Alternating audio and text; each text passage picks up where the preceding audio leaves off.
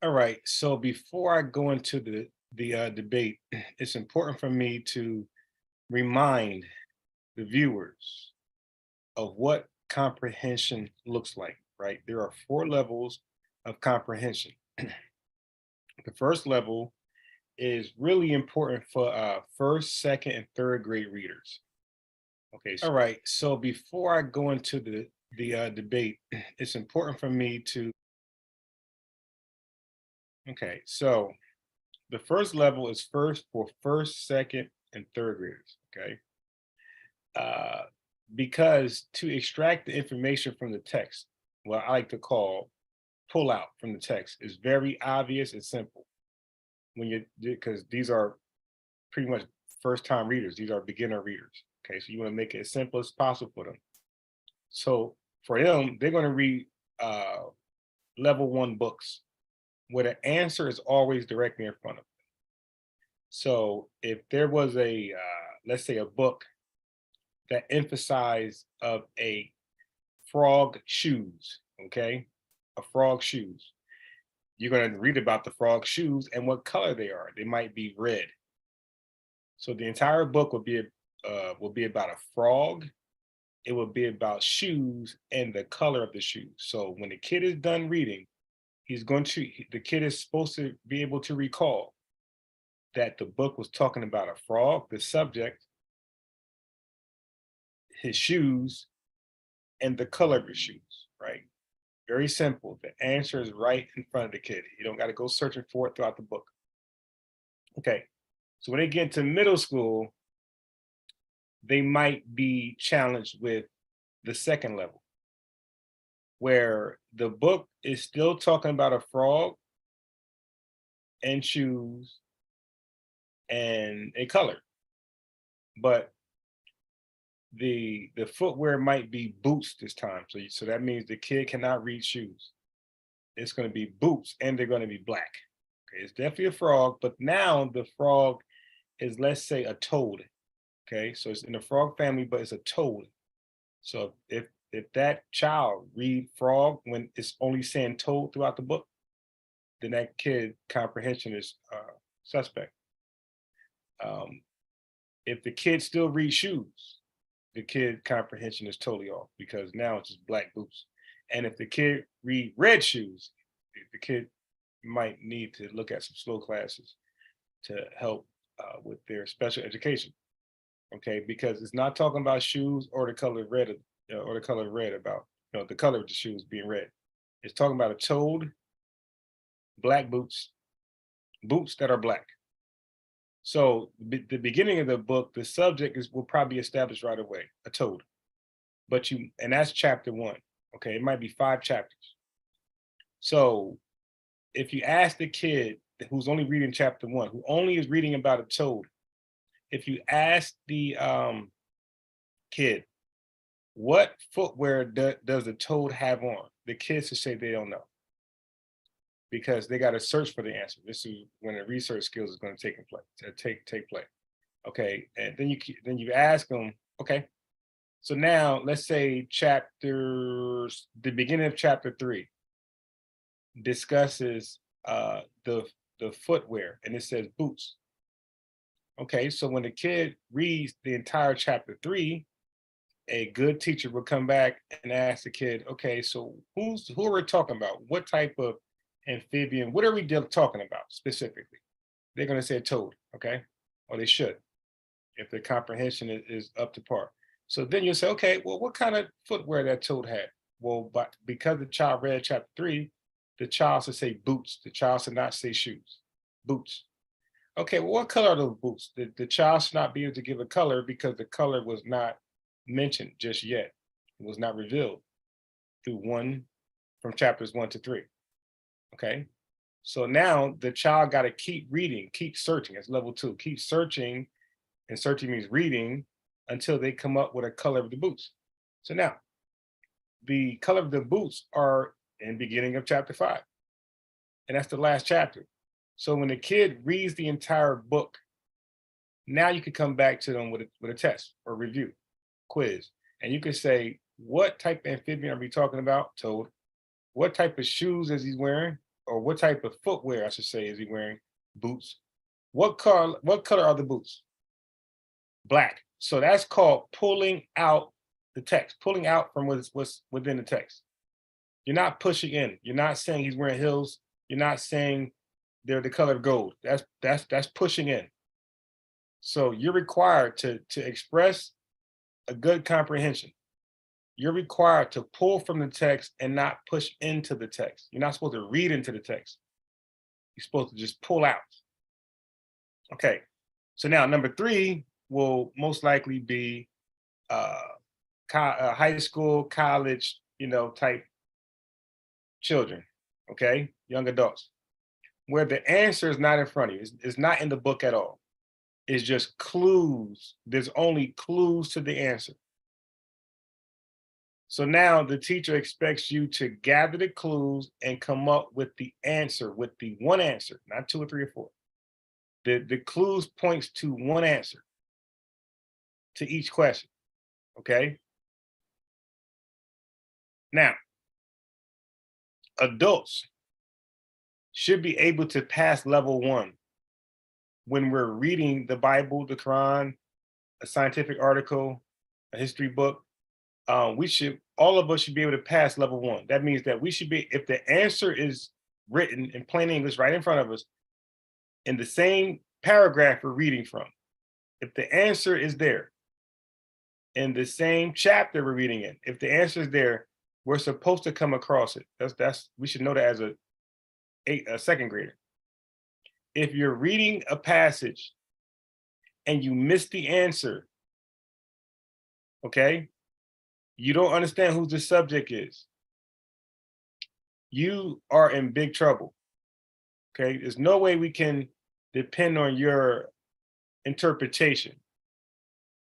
Your hypothesis is done. Okay, and the last level is it's in your head. It's not in the book. It's your own opinion. In other words, you made the shit up. So unfortunately, a lot of people starts with level 4.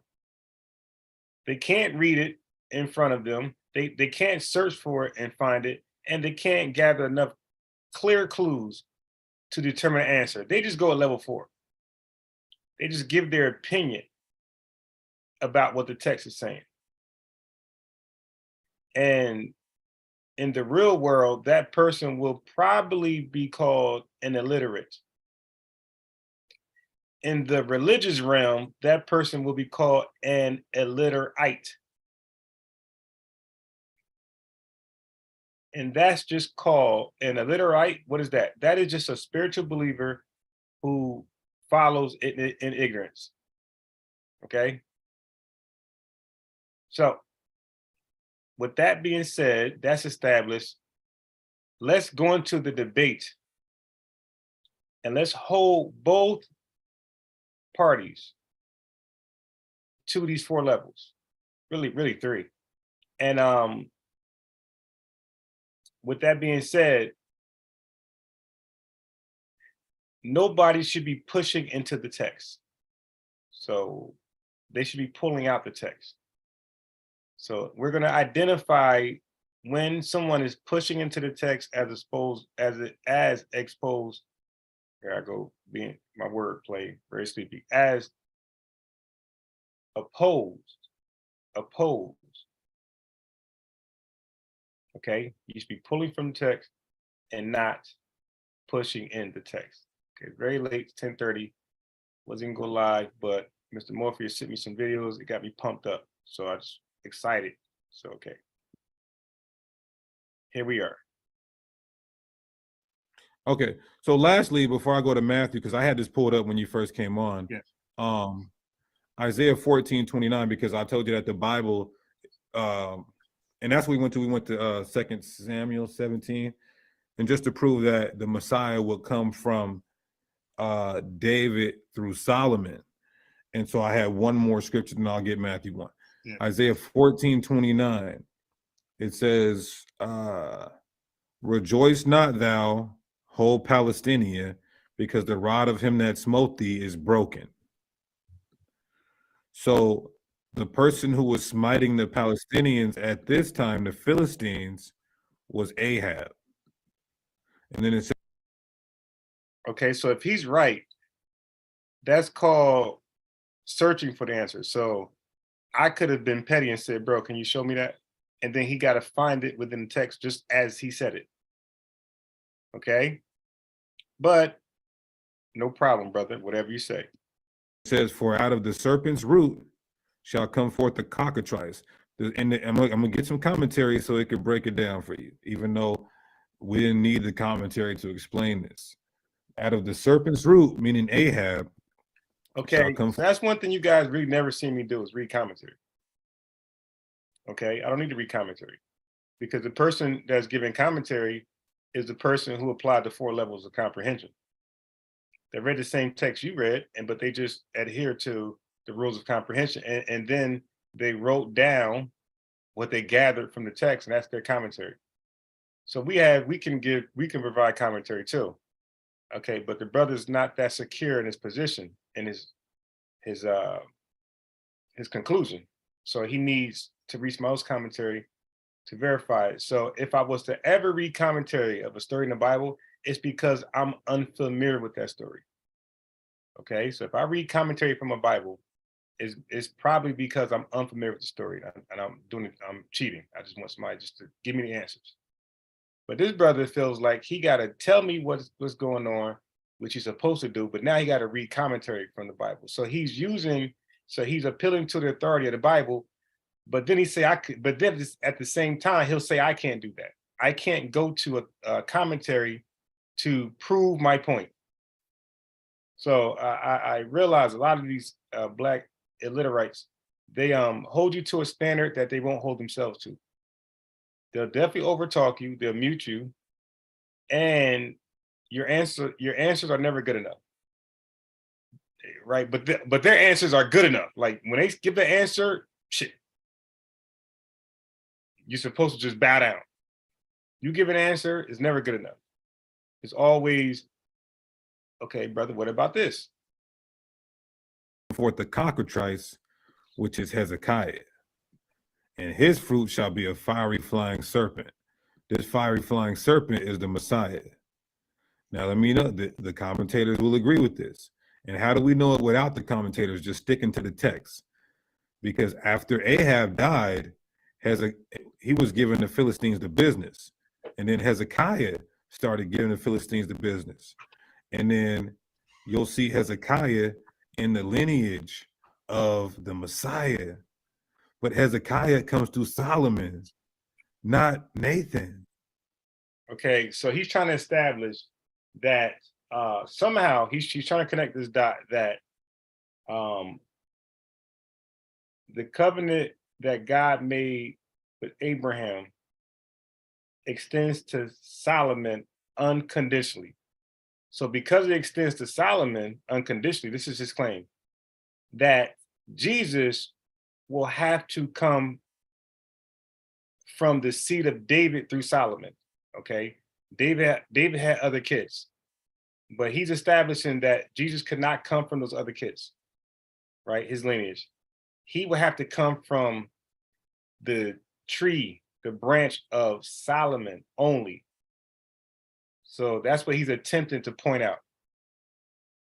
But I'm gonna say he's at this point he's an illiterate because he's gonna purposely, I don't know, maybe I don't know if he's purposely misreading the books or he just can't comprehend what he's reading. I'll show him proof in a second. So here is literally a prophecy stating that the Messiah would have to come from Ahab and Hezekiah, but they came from Solomon, not Nathan. Would have to come from Ahab and Hezekiah, but they came from Solomon, not Nathan. So the reason why he's bringing up Nathan's name, because there are two genealogies that's supposed to be of Christ. So one is in Matthew chapter 1 and one is in Luke chapter 3, verse 23. So Luke chapter 3 goes from King David to his son Nathan. And Matthew chapter 1 goes from King David to his son Solomon. So he's saying that Jesus would have to come from Matthew and not Luke chapter 3, which is Nathan.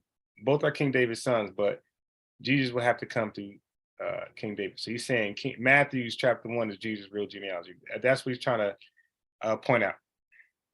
Let me get rid of some of these tabs, by the way. So give me a second.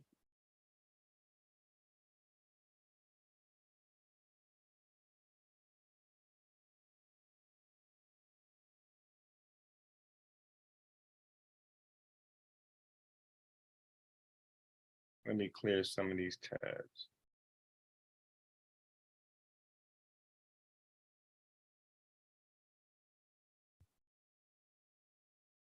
Just so we get the best audio.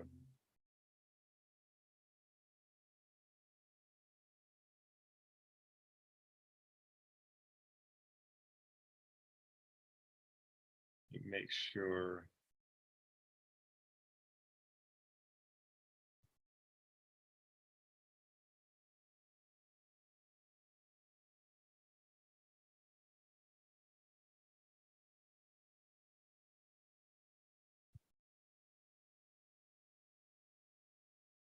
Okay. All right, so that should be all the tabs I'm willing to get rid of right now.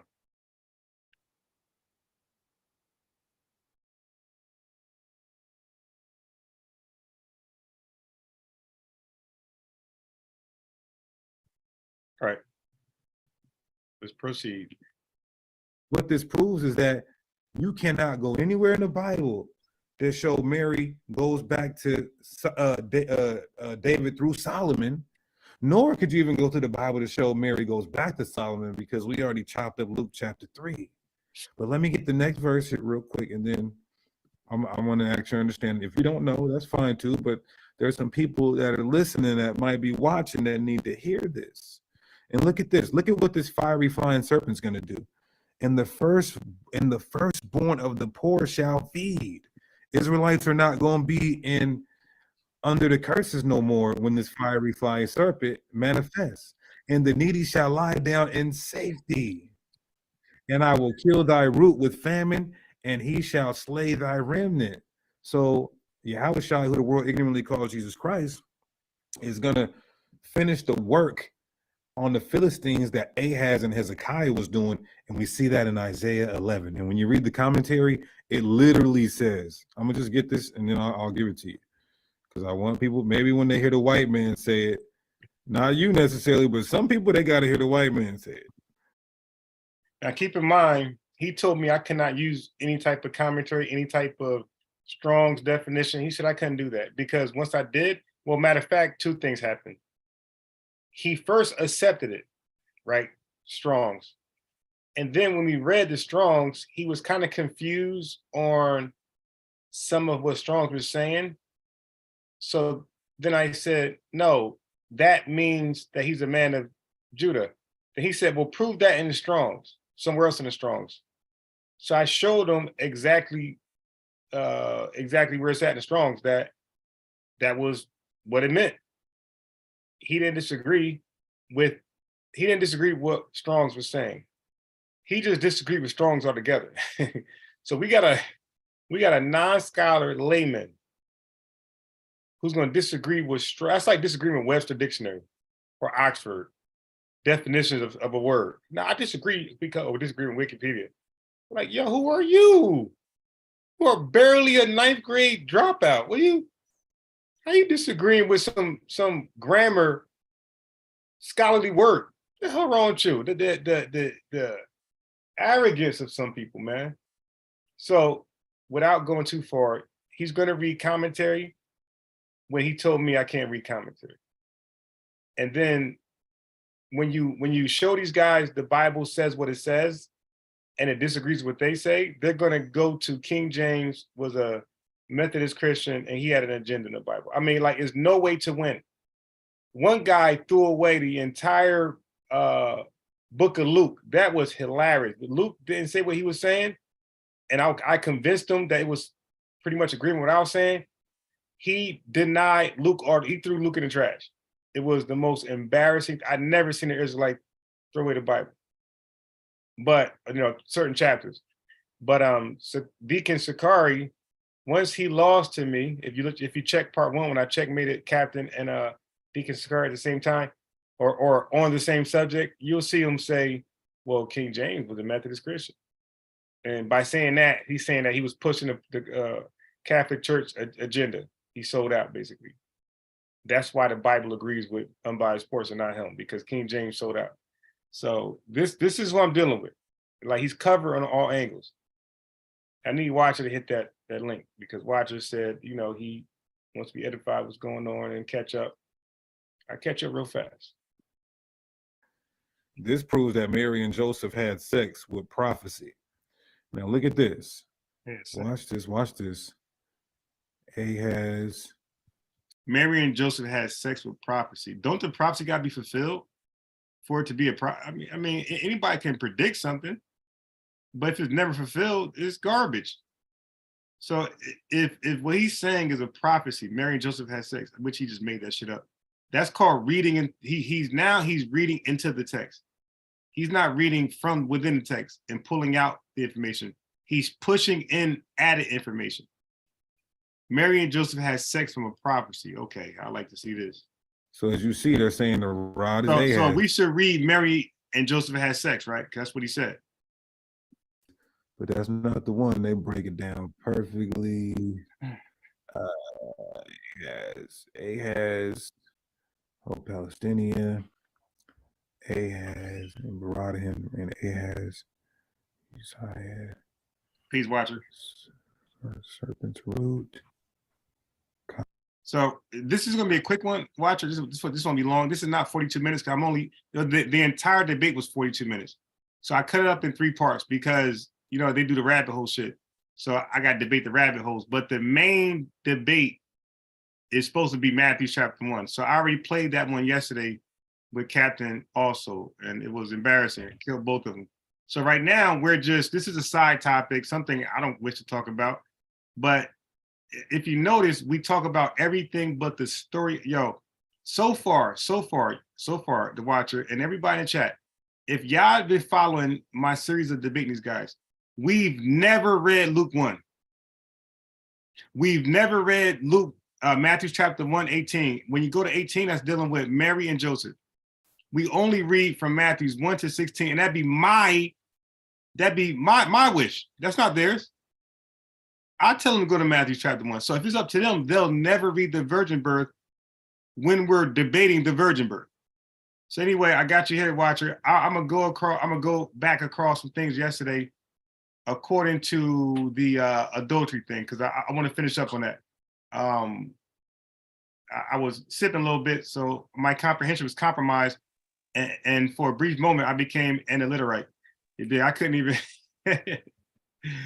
I'm like, damn, what am I reading? So I wasn't that focused, but now I'm focused. Alcatraz. So right now, when we was doing this debate, remind you, this is the virgin birth, but he's trying to read something about Solomon. I'm totally lost. So I think he just pumping his chest to read a story that I don't know about, I'm not familiar with. And that's what they do. Like, they search and search to see what you don't know. And then that becomes a new subject. And then they become the teacher all over again. So I don't even know why he's doing this. I'm just confused. And I'm just like, dude, hurry up so I can talk about Matthew chapter 1. In my mind, that's all I'm thinking about. Like, dude, hurry up and say what you got to say so you can read Matthew chapter 1. So I can get it, so I can end this shit. That's all that's on my mind. Yeah, just imagine playing one-on-one, the Watcher. And this guy is trying to debate LeBron and Jordan. He's trying to debate the best three-point shooter while his shoes is off. Like, nigga, put your shoes on, man. Let's play one-on-one. Stop this bullshit. So that's what I'm doing with him. Like, dude, stop telling me about Magic Johnson and Bird and put your sneakers on so I can bust your ass one-on-one, man. Hurry up. Get dressed.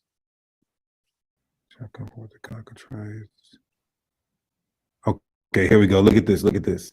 This is doubtless the correct interpretation. The Chaldees render it, however, because there shall proceed from the descendants of Jesse the Messiah, and his works shall be among you as a flying serpent. And there's more commentary too that says his fruit shall be a fiery flying serpent. From the root and race of David shall come Hezekiah. So that speaks of Ahaz and Hezekiah. And I believe in the top. Bro, just keep in mind, he might be totally right, but I'm just confused. Like, what are we doing? You dig? Just hurry up. I don't even know what you're doing. I don't even want to challenge you. Just get done so we can talk about Matthews, bro. I'm totally confused at this point. The Targum, which is the Aramaic scrolls, it talks about the fiery flying serpent being the Messiah as well. And don't forget, when we got to Matthew's 1-1 guy, I'm gonna replay that debate. He just totally lied. Like he just said, "Fuck, I'm just gonna lie." They're both subjects. When it says Jacob begot Joseph, Joseph is clearly the direct object because he's the recipient of the action of Jacob. So I said, who's the subject? Jacob, right? He said, yes. I said, isn't Joseph the recipient of action? He said, no. He said, no. They're both subjects, bro. You see. I didn't scream at him. I didn't call him retarded. I didn't say, hey, man, you are illiterate. I didn't know. I just said, I just laughed. I'm like, is this dude crazy? And I just couldn't wait to do a recap video. That's all. I don't need to embarrass him because I'm on his platform. I don't need to embarrass him. And this ain't Last Dragon. I ain't trying to take his glow. I'm just like, really? Are you serious? Like, you doing this? You gonna be that disingenuous with your audience, and they still rocking with you? That just tells me that they just don't know what a direct object is. But anybody can look this up. For time's sake, I'll let him. He wanted to make some points. Here we go. This is the Targum. The Targum applies the passage to the Messiah. That's our Aramaic scrolls. For out of the children of Jesse shall come forth the Messiah, and his work shall be among you as a flying serpent. Is that a little too deep for you? It is deep. And by the way, LJ pointed out that that's somebody commentary that's highly rejected. Okay. So he skipped past, look at all the commentaries he skipped past. He skipped past Matthews, Henry's. He skipped past all these commentaries to cherry pick one that he agreed with. Other scholars disagree. Like LJ pointed that out to me. I'm like, oh, damn. He scrolled past everybody until he got one that he agreed with. Okay, whatever. That's like Google. You Google some shit and you ask Google a question and it answers it with the first 25 links and you hate all of them. And then you finally get the 26th link that's probably from polite45.com. You say, okay, I'm gonna go with that one. That one looks like it's the right answer. Deep though, I'm not gonna lie. That's deep. It's you got a lot. It's a lot there. Okay, so you wanted to go to Matthew 1. I'll pull it up for you. Yeah. Okay, you see? You want to go to Matthew's 1. I told you it's me. He said you want to go to Matthew's 1. If you go back to the video I uploaded yesterday, it says 7 hours, but don't worry about that. The debate was only maybe 30 minutes, right? So you can just fast forward to the actual debate, which is 30 minutes. It was a 7-hour live, but the debate, that portion of the debate was very, very small, maybe 40 minutes.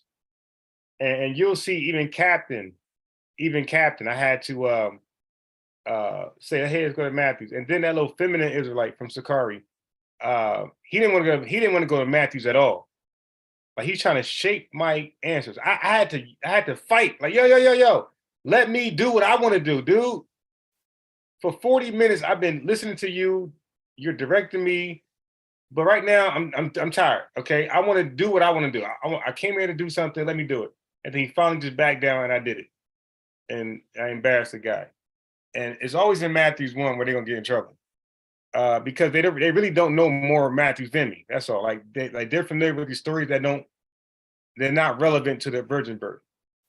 But so I just want to share my screen, and I don't expect you guys to know if I'm right or wrong, but you guys can read English. So because you guys can read English, and I think your comprehension is decent, you can follow the story even though you're unfamiliar with it. The Watcher, I need to ask you one question. You hear me? Mic check, mic check. Yes, yesterday when we were talking about the curses, the gifts and curses, right? Right. So it's a fact that the gifts and curses, I read that it was a contingency.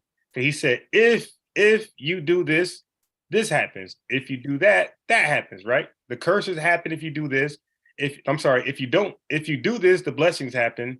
If you don't do that, the curses happen. So that, right? It was the if thing there, right? Like a prit pro quo. You do Right. this or do that. Okay. Exactly. But the fact that if is there, that means it's not concrete. That means it's not unconditional, right? Because the terms and conditions, if you buy a phone, they say you can return it. If you did, that means you just I can't see. return it. So it's a particular stipulation. Right. So that's what happened with the curses. So now he's trying to point out, he lost me, so I don't expect you guys to follow. And I think I don't care that much about the book, right? So if I'm lost, I know you guys are lost. What he's trying to point out, but he was trying to set up the scenario, because in Matthew I'm gonna get him.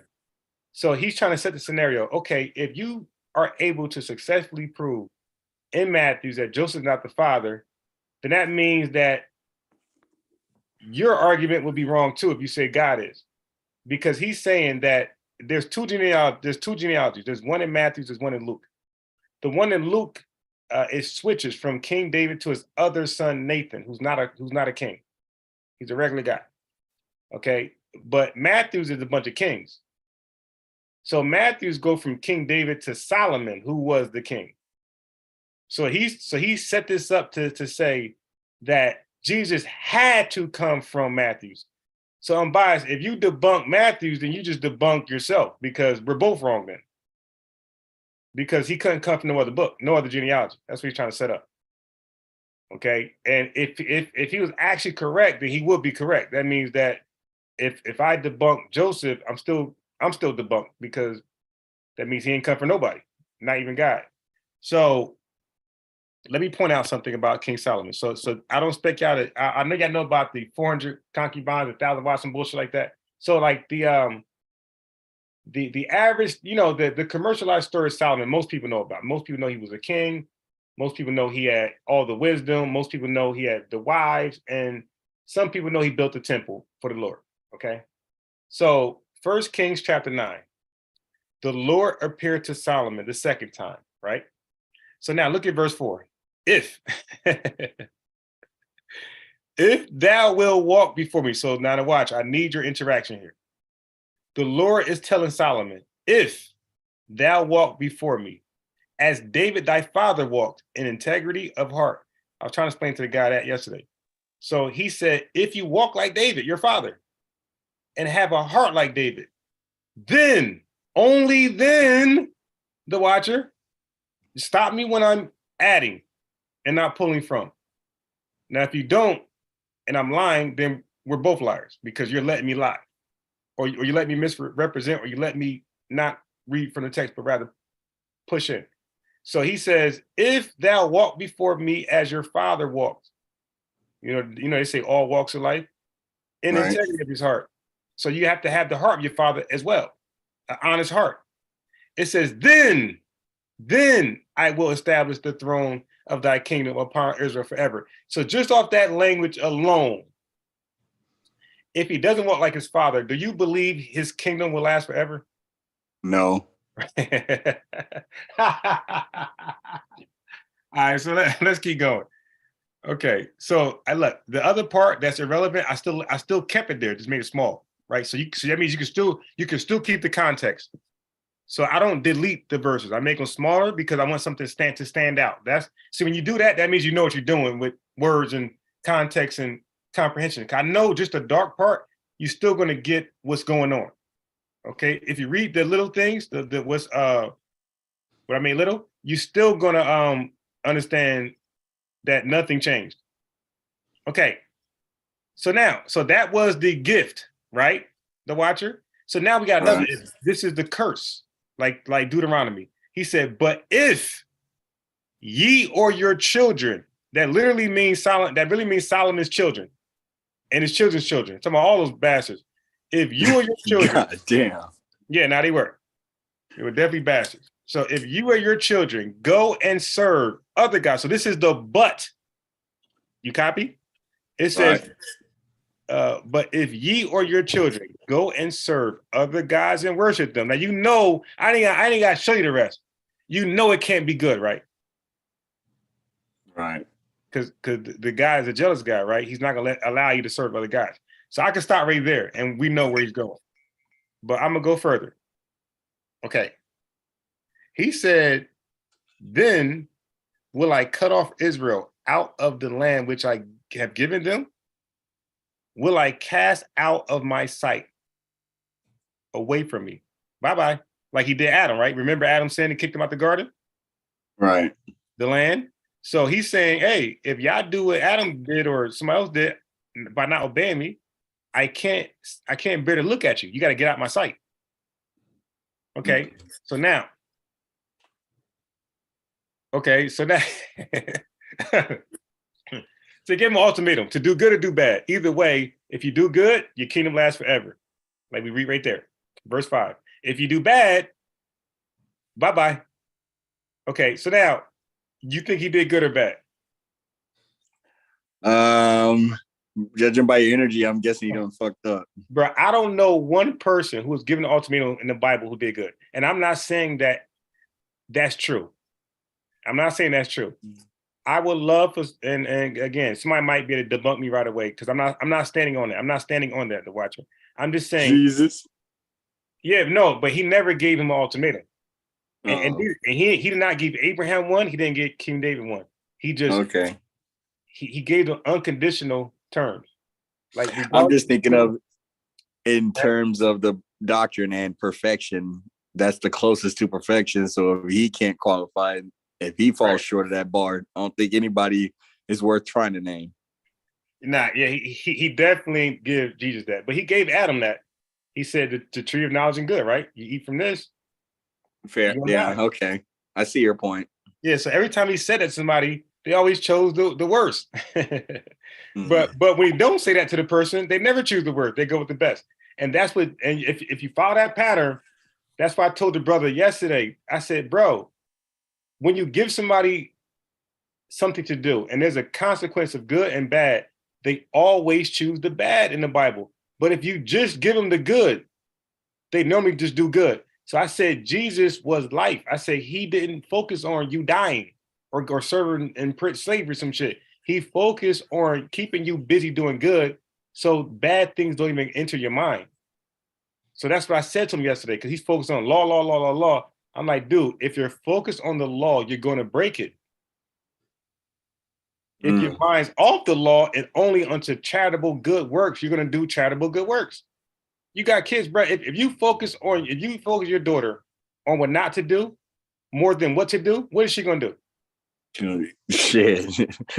Because the watcher indirectly, you only educated her on the bad shit. She just read my energy as well. Right. So watch what Solomon chose, like they all do. Okay, it's like a setup. Okay, so but King Solomon loved many strange women together with the daughter of Pharaoh. So that can't be good, right? What do you mean by daughters of Pharaoh? Girls with tents, foreigners. So look, so not just the Egyptians. It says Moabites, Ammonites, Edomites. Look, Edom. Now they say this is white folks. So we got Edomites, we got Zidonians, and we got Hittites. So he with all the smoke. Everybody can get it. So now look at verse 2. It says, so King Solomon loved many strange women together with the daughter of Pharaoh, which the Lord said unto the children of Israel, ye shall not go into them. So everybody, I just named all those women. The Lord told the children of Israel, it's a law, do not go into them, neither shall they come in unto you. For surely they will turn away your heart. Remember, he got to have the heart of David. It says these women will turn away your heart from their gods. Solomon clave unto these in love. So now he's trying to tell you that Solomon is the lineage, that line that Jesus got come from. But you can't read that nowhere in the Bible. The Bible says the seed of Abraham, the seed of David.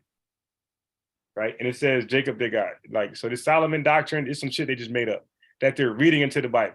It just complete comprehension, some problems there. Okay, so now we're reading clearly that Solomon did the don't do. And he clave onto women who can potentially turn his heart from God and worship idol gods. We're reading that in plain English. But what did he actually do? Did he say, nah, I'm gonna mess with y'all, but I'm gonna keep my Lord? What did he do? He had 700 wives.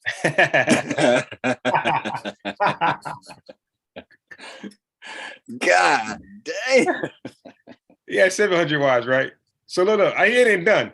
He had princess. So it says 700 wives, princesses. I mean, it don't tell you how many princesses, but shit, is that 700 too? So it says 300 concubines, and his wives turned away his heart. Damn, I ain't bold that. Oh my God, I'm bad, yo. The watcher, can you read that small print? Hold on, let me switch screens. Yeah. The blue highlighted. Yep. And his wives turned away his heart. So so therefore he cannot have the heart of David. Because David had the heart of integrity. Okay. Yikes.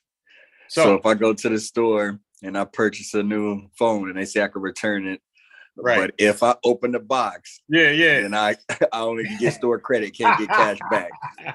If I open that box, right, and they see the wrappers messed up, they'll give me store credit, but I can't get cash. You're not getting cash. You're gonna buy something. You're gonna take something else out of there, like some money spent. You didn't invest in their business. I avoided the contract. That's it. Okay. And same thing. Open up batteries from laptops and computers and all type of electronic devices. If you do that, your contract's done. Okay. Mm-hmm. And also with cars, if you try to go fix your own car, done. Void the warranty. Done.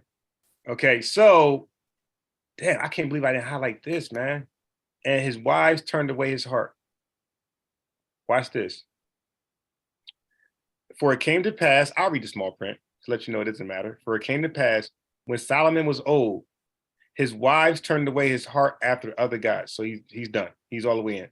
And his heart was not perfect with the Lord his God, as was the heart of David his father. So now, the watcher, if I'm wrong, correct me. This is a comparison between hearts, between his father and himself, the son, right? Right.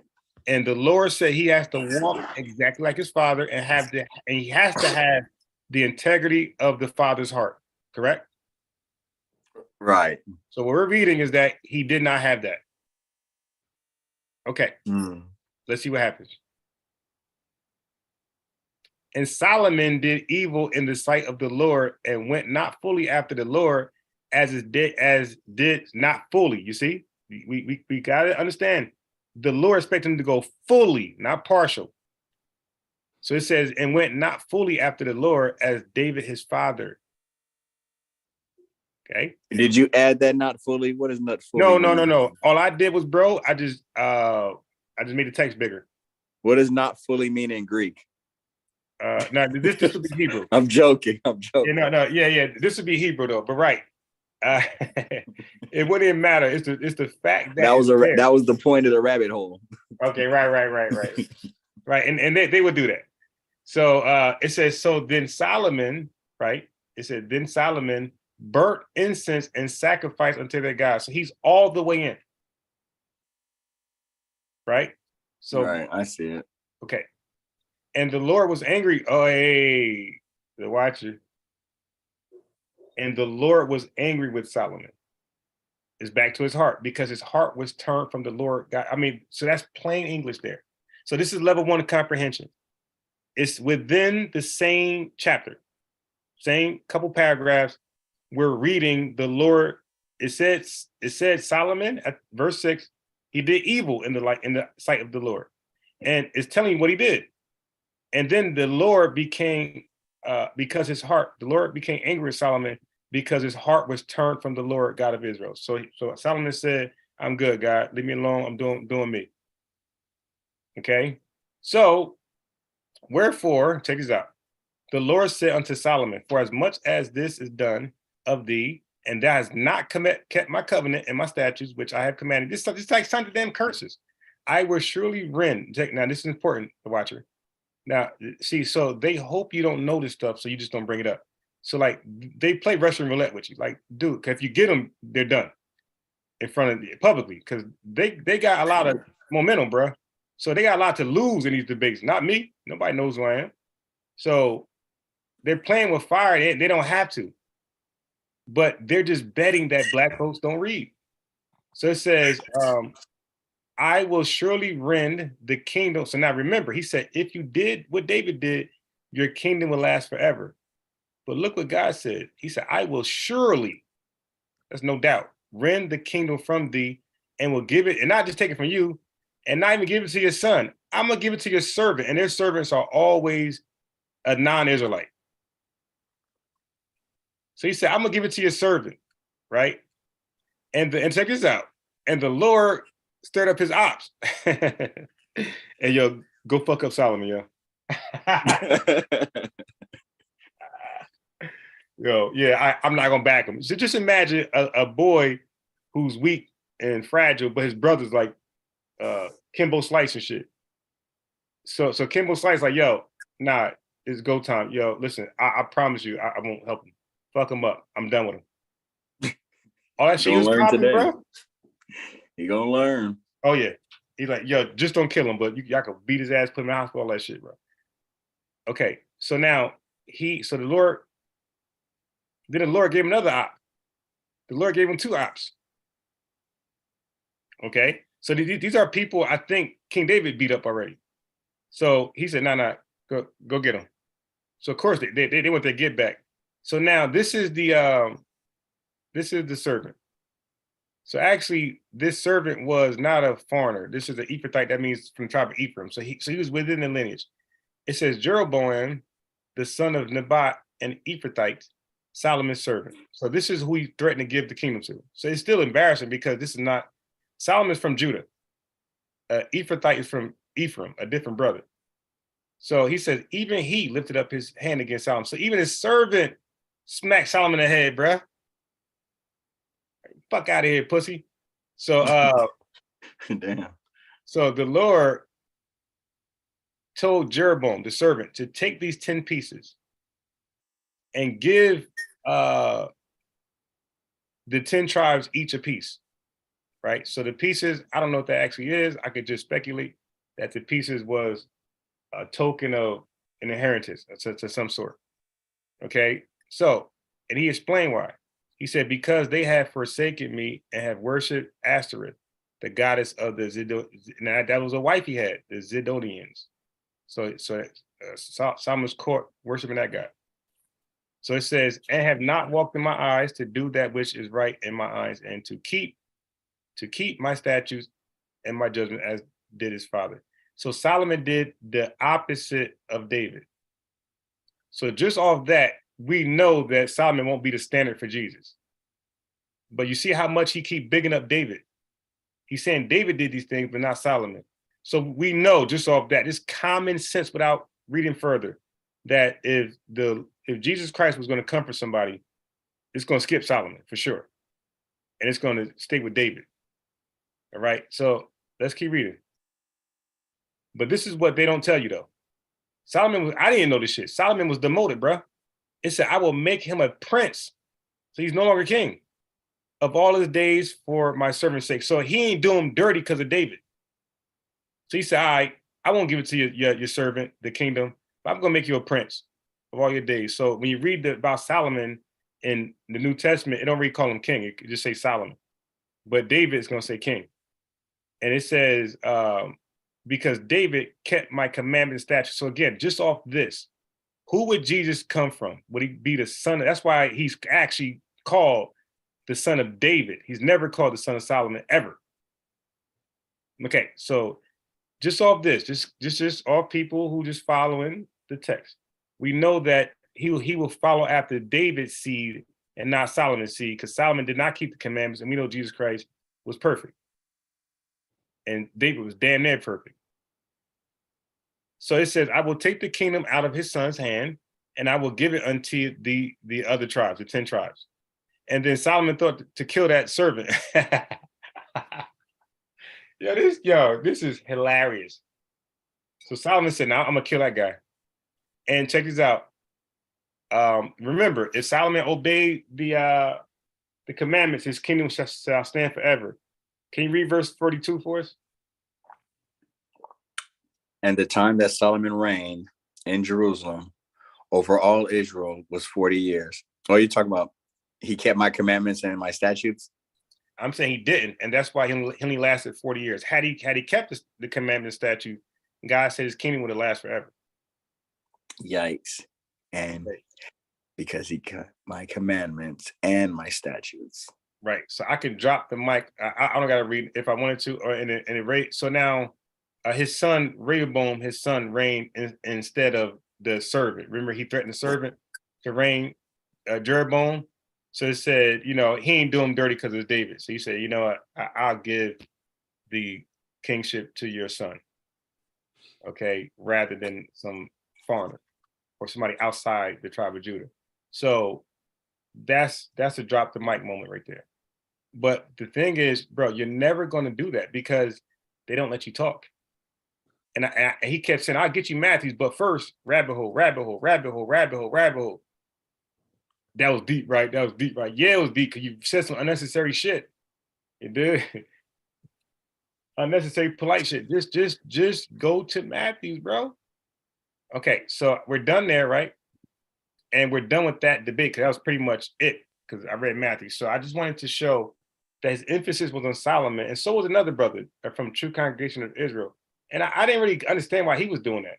But now I see Deacon's like way more, I ain't gonna lie, the Sicarii Israelites are more crafty than everybody else. Like you could tell that they put more study and effort in their doctrine, like their deceptive doctrine. Everybody else just playing with it. Like Captain, I'm not joking, bro. Captain Cesariak is probably the weakest Israelite that you can debate. He talks tough, but in the Bible, his whole group are probably the weakest out of everybody.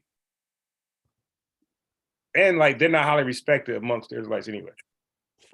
So that is like felt amongst the people. So now I'm gonna drop that, and I want to see if we can go here. So we're gonna go back to matter of fact, let me just share my screen on the Bible, okay? Because we read the adultery thing, and like I don't really, you know what I mean? I don't think the dude was like totally off. I could see people reading from his perspective to people, even though my position I think is more stronger. Because if we're keeping the 4 levels of comprehension, then this is gonna side with me, not him. Okay, so check this out.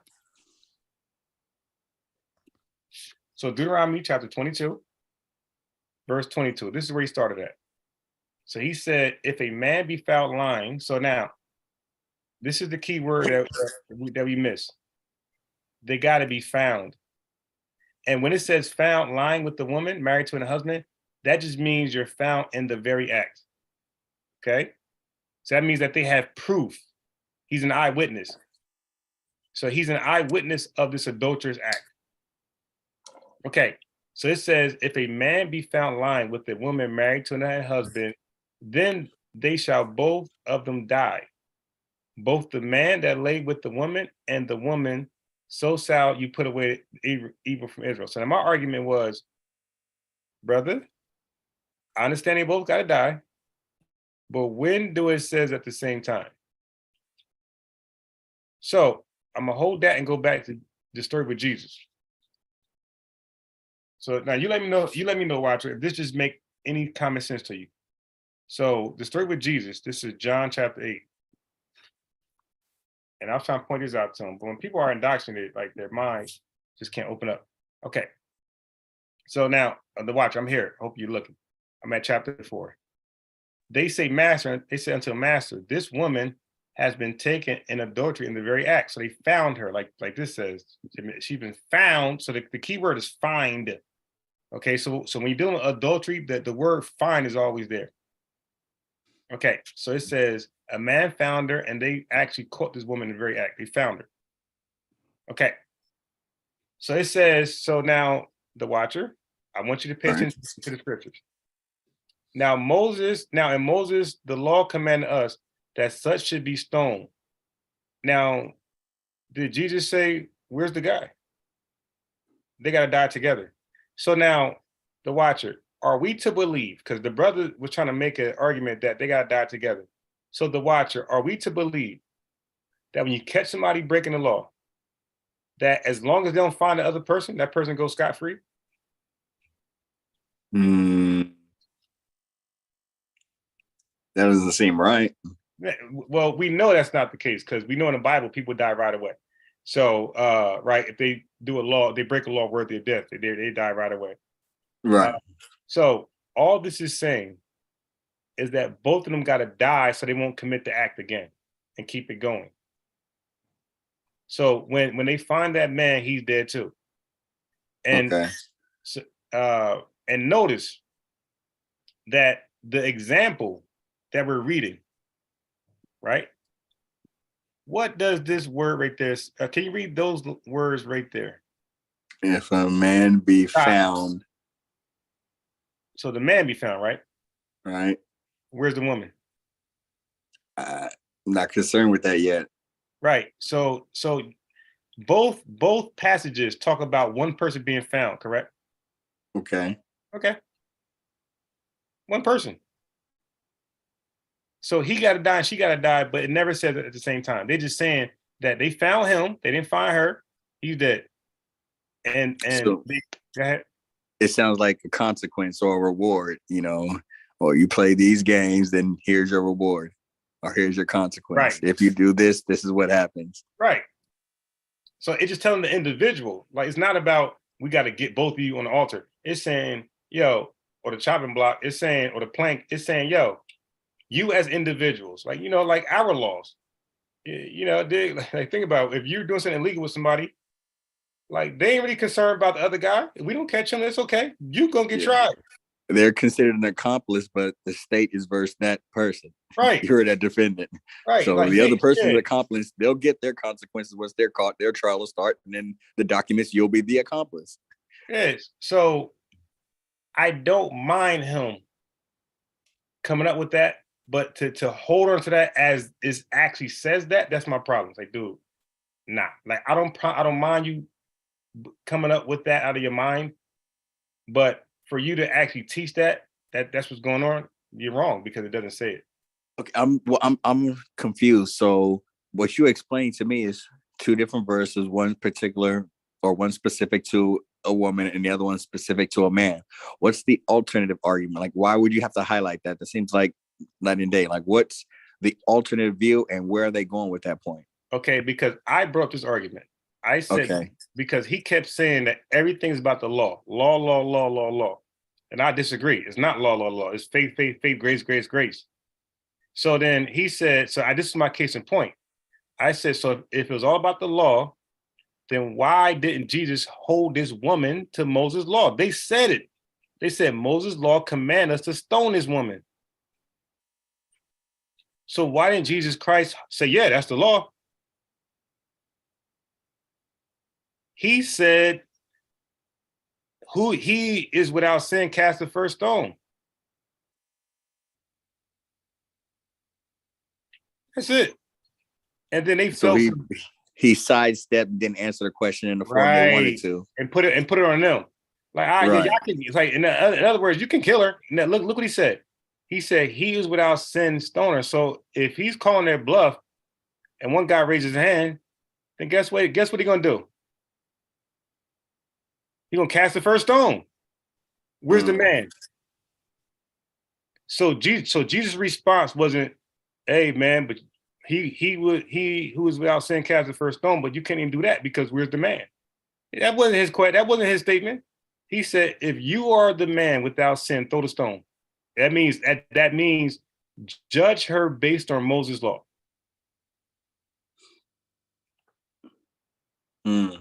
See, I'm not compromised with the holy liquor tonight, right? Yet. Yet. so my comprehension isn't that of an illiterate. Now it was like that yesterday at some point, but today I'm normal. So that's why I explained this right away. So what I'm saying is actually the case.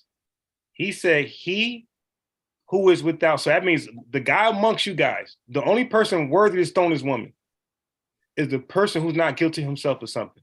That's what he's saying. He's saying y'all all guilty of something.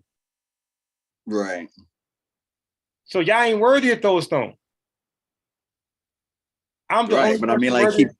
he pivoted with a Right. rabbit hole type statement with morals Right. and ethics, but Right. he didn't invalidate the law. He didn't say, well, don't do it. Right. He acknowledged it needed to be done, but with the pivot, he was like, and the person who should be doing it should be blameless. Right. And so they all had to pause and hesitate. Yeah, They didn't have to say like, nah, that ain't in the rules. We just got to stone her. They could have just responded with the response.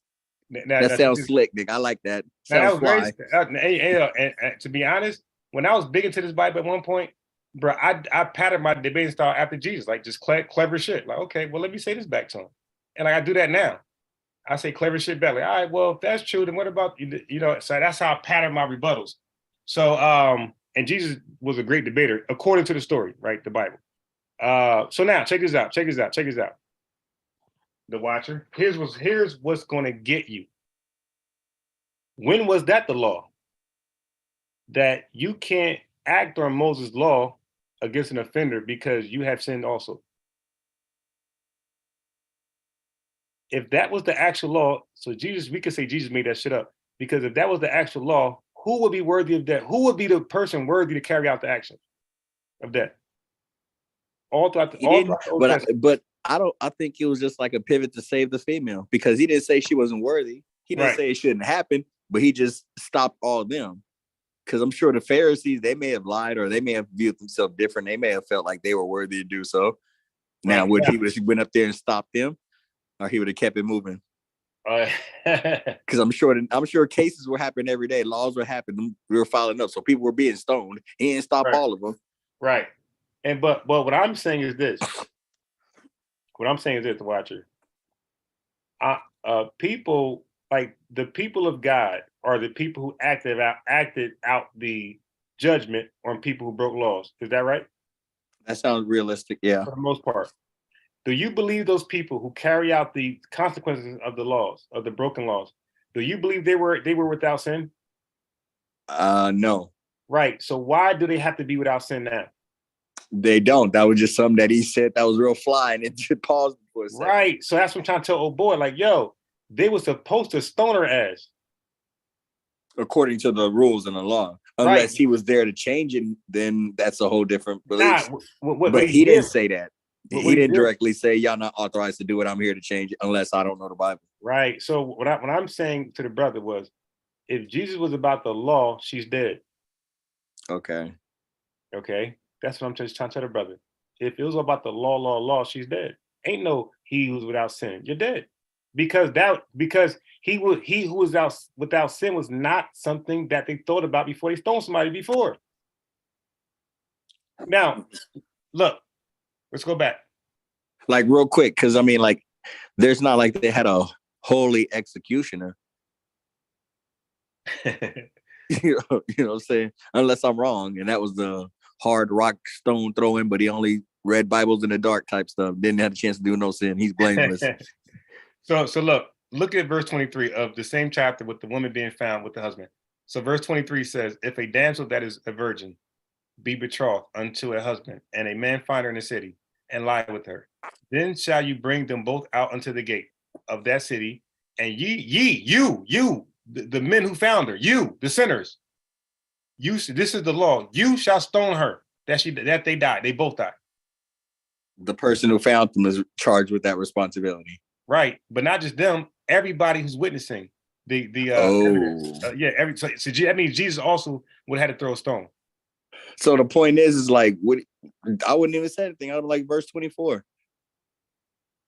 Brother, the Watcher. What I'm saying is this: Jesus added something extra that they didn't kill her. So they were supposed to kill her, because verse 24 doesn't talk about he who is without sin cast the first stone. 24 just says stone her ass that they die. Stone her and him. So he missed that. He missed that she was supposed to die. Jesus did not do the commandment. Well, he didn't obey, or he didn't make sure they obeyed it. Okay. Well, Because if there's a commandment that's supposed to be enacted or fulfilled, and they came to him just to verify it, and he didn't say it needs to be done, it's just like, well, it's not even Wednesday. And they're like, well, shit, he's right. It's not Wednesday. It's Sunday. You know, it was just a pivot. It didn't disavow that it needed to be done. Well, I don't know. Again, I don't know the Bible. I'm just going off of this quote unquote excerpt, cherry picked or whatever. Yeah. But based off this example, it sounds like, sheesh. It's not a good look. It's not a good look. So my argument would be, this is where I'm coming from. Jesus did not hearken to the law to kill her. He pivoted to save her. So he did the opposite. She was supposed to die. It says it right here. She has to die. Okay, with stones. But Jesus said, the person who's worthy, brother, what I'm saying to you, the watcher, is that before Jesus said that, there was never supposed to be a worthy man to stone her. It could be anybody. Fucking a drunk driver could throw stones. Right. It could be done on any day. Yeah. But he said it's not Wednesday. All right. So anyway, so that's for the brother. So and again, this is not to say that the brother is entirely wrong with his interpretation. I'm saying that what was his interpretation? To be fair, I clearly understand what your argument. His interpretation said you got to have both parties at the same time. Oh, so that was a bad answer. He may not be wrong, but he just gave a bad answer because that's not in the rules. They didn't say anything. That doesn't even. That's not a smart pivot or response. Bro, he can't read that. We can get down the rabbit hole with that, but that's not appropriate to what you're asking. They have to find both parties. Right. That's just that's the same pivot of saying it's not Wednesday. Yeah. I got you. I'm following you now. You're right. So he didn't throw a pivot. So what I was saying was, why did she die? Why didn't she die? He threw some extra shit in there. Facts. Where's the guy? I don't care. Why didn't she die? There you go. Okay. There you go. So I just for the brother, and this is not to try to convince you to change your mind, because if he truly teaches they both gotta die, I wouldn't even oppose that, to be honest. You dig? It's one of those tomatoes. I was like, all right, well, whatever. You know, I wouldn't be looking to debate him I wouldn't be looking to extend that conversation. You know, I'm pretty much okay with his conclusion. You know, it's not a big deal to me. Yeah. Okay. So, but what I do want to point out this though. So we're gonna stick with adultery, but we're not gonna talk about what we just talked about. So that means that he's not on the chopping block. Like he'll probably be with us on this one. So now this is going to take some following here. You got to follow the story, all right? Even though you might not be that most familiar with the story, but you got to just follow or try your best, or at least try to see where I'm trying to do, right? That's all. Right. Like see if my connecting dots is chasing or it kind of lines up. Okay. So this is what we read in Deuteronomy. It says, but I just want to focus. No, we focus on all the words. So it says, if a damsel that is a virgin is betrothed to a husband, right? Damsel, virgin, betrothed. That's what it says? Right. Damsel is a young woman. Virgin is a woman who never has sex. And betrothed is somebody who's engaged to a husband. Simple. Okay, so Mary, in Matthew chapter 1:18, she was a young woman espoused to Joseph. Okay, now we threw a new word in there. So espouse is it's the same thing as betrothed. Yes, same thing as espouse is in Greek, betrothed is in Hebrew. All right. I mean, I'm just trying to be logical. It's the same thing. Okay. It just means promise. It means engage or promises somebody. Same exact thing. Okay, just making sure there's nothing loaded, or it could mean something else. Okay, same exact thing. They won't argue that. They will not argue. Okay, perfect. According to this verse, where does the man got to find her? The man that's going to commit adultery, where does he got to find her? The man find her in the city. Okay, does it say city? It say city? City. Okay, good. So now this verse tells us if a damsel that is a virgin. So now here's a stipulation. She got to be a damsel. She got to be a virgin, and she got to be betrothed. This is the example they're giving here, because they could just simply say if a damsel, or Fair. a virgin, or a betrothed woman, right? That's it. Or look, just start from here. This just means engaged to a man. You ain't got to do none of this right here. Right. But they put this here for a reason. They want to see who can read and got a comprehension. They got damsel, they got virgin, and they got betrothed. And it just so happens that Mary fits all of these. Okay. Now, And just Sarah, for my clarity, for my mind, did they have divorce and stuff back then? So there was people who were remarried, or someone who was married that wasn't a virgin. Was there an alternative thing? watch this. I'm sorry. Go ahead. No, not sorry. I'm going to answer your question with a scripture. Can you mention Okay. divorce? Okay. When a man have taken a wife and married her, and it come to pass that she find no favor in his eyes, because he had found some uncleanness in her, then let him write her a bill of what? Divorcement. So we have divorce, right? Right. Okay, cool. Let's go back. That's Okay. So a divorce, there could be such thing as a divorced woman who can get married, and which would not fit that bill. She would be a damsel who's not a virgin, right. to be betrothed. Found. Okay. That's what my point was. And once you're divorced, yeah, you're not fitting this. Bingo. Okay, that was my whole point. So there had to be an alternative. Well, not that example, by the way. Because you could be divorced and fit this, but I don't know how, because how would you be a virgin? But my whole point is, like, you would have to add virgin in there, which means that there were women who were betrothed who weren't virgin. Gotcha. That was I'm just trying to be clear to understand both sides. So you got you definitely got women who are betrothed and they're not virgins, right? Okay. So like you got Isaiah's wife in chapter 7:14 of prophecy, that the virgin would give birth to a son and call him named Emmanuel. That's a young woman. She's betrothed to a husband, Isaiah. So she fit all that, but okay. She had sex before because they have a kid already.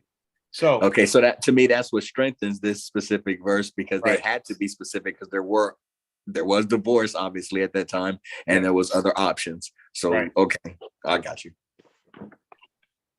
So this man has to find her in the city. Now, mind you, remember found? I told you found earlier. Yeah. So you gotta always find them. Yeah, they have to be in the act. There's no accidents, because these stones are big. I get it. Thank you. And when they find them, that is the proof it's an adulteress. So when they find them, bro, that's kind of like synonymous with adultery at this point. Okay. The word find, I found her, I found him. Like, you could almost say then they're talking about adultery. Okay. Okay, that's almost reserved for that. Almost. So, but what's clear is that he didn't just find her. This example is to all of Israel. It says in the city. That's important, because we're gonna read that later. And he lied with her. Okay, so this is the man who had no business with this woman. He found it. So what I'm saying to Watcher, I think the city is where this adulterous shit happens. And that's why it says in the city. Okay, so where would what's the alternative or the opposite of the city? The village? I have no idea. The suburbs? The desert? I have no idea, but that's some research for me to look into. Okay. And I will come across it, because I mean, I can just see how somebody will just pivot in their rabbit hole, like that was the laws that pertain when they had to go out and work, and then all of a sudden I'm throwing off my point. So but for me, I'm locked into the words that I'm reading, right? So remember, we're trying to pull out, not put in. So that's why I felt like you have to have that pretext or that subtext. But I'm listening. All right. So these are clues, right? They're just clues. They're just clues, right? Virgin, damsel, betrothed to a husband, and a man found her in the city. That's just clues. It's just clues, right? This is level 3. This is just clues. And he lied with her. It said, then shall you bring them both out unto the gate of that city. And so when people say, and then bring them both out to the gate of that city, I wouldn't be mad if somebody thought at the same time, right? Because I can see why they believe that. Because the way it's read, bring them both out to the gate of that city. And you shall stone them with stones that they died. You dig? So this kind of, this possibly can be perceived at the same time. So that's why I'm not into like debating that really. To me, it's like, well, that's not how I see it, but I understand why you see it like that. You know? Mm. So I won't argue this. It's like, whatever. And you shall stone them, because it still strengthens where I'm going now, because I left that topic alone. Then you shall bring them both out into the gate of that city, and you shall stone them with stones that they die. Mm. Okay? So if the dude, I told the Unto dude, the gate of the city. So that's like a public spectacle. They're gonna be made example of. thank you. This is a public shame. Everybody going to see this and say, hey, I don't want to do that. Okay, now watch this. That's Old Testament. Let's go to New Testament. The angel Gabriel was sent from. No, you read that for me. In the dark only. Wait. We said the angel Gabriel was sent from God. Yeah. Okay, it was sent from God unto a city of Stop. what was that? Galilee? Where? Into a city Oh, 24. of that city. What could potentially happen in the city? Some adulterous shit, right? That could potentially happen. Right? So far, I see your point. I see your point so far. It could potentially happen in the city, right? Okay. Okay, so now read 27. 27 to a virgin espoused Wait, to a man. no. You got to read a little slower than that. My fault. To a virgin. Okay, so where was the virgin? In the city. Thank you. So when women are in the city, they could be potentially not saying they are, but they can be potentially be a part of an adulterous relationship, because that's where that shit be happening at. Or at least somebody's insecurity is writing that. Yes. So Mary is definitely in the city. And we know that it says, if a man find his married, if he find a married wife in the city and lie with her, he's the example, right? It's the man who finds her in the city. He's the example. So now we're reading that Mary's in the city. Okay, now let's say she fit the bill. Let's say she's a damsel, virgin, betrothed. Okay, read the dark. An angel or just all 27. 27 to a virgin espoused to a man. Betrothed. Keep going. All right, whose name was Joseph of the house of David, and the virgin's name was Mary. Okay, so we know she fit all of this shit. Okay. She fit damsel, she fit virgin, and she's betrothed to a husband named Joseph. Okay. And she's in the city. Okay, we slow walking and I'm here. Go ahead. Yeah. So and she's in the city. All right, just keep in mind she's in the city. So she fit this shit very well. So now watch where I'm going with this right here, bro.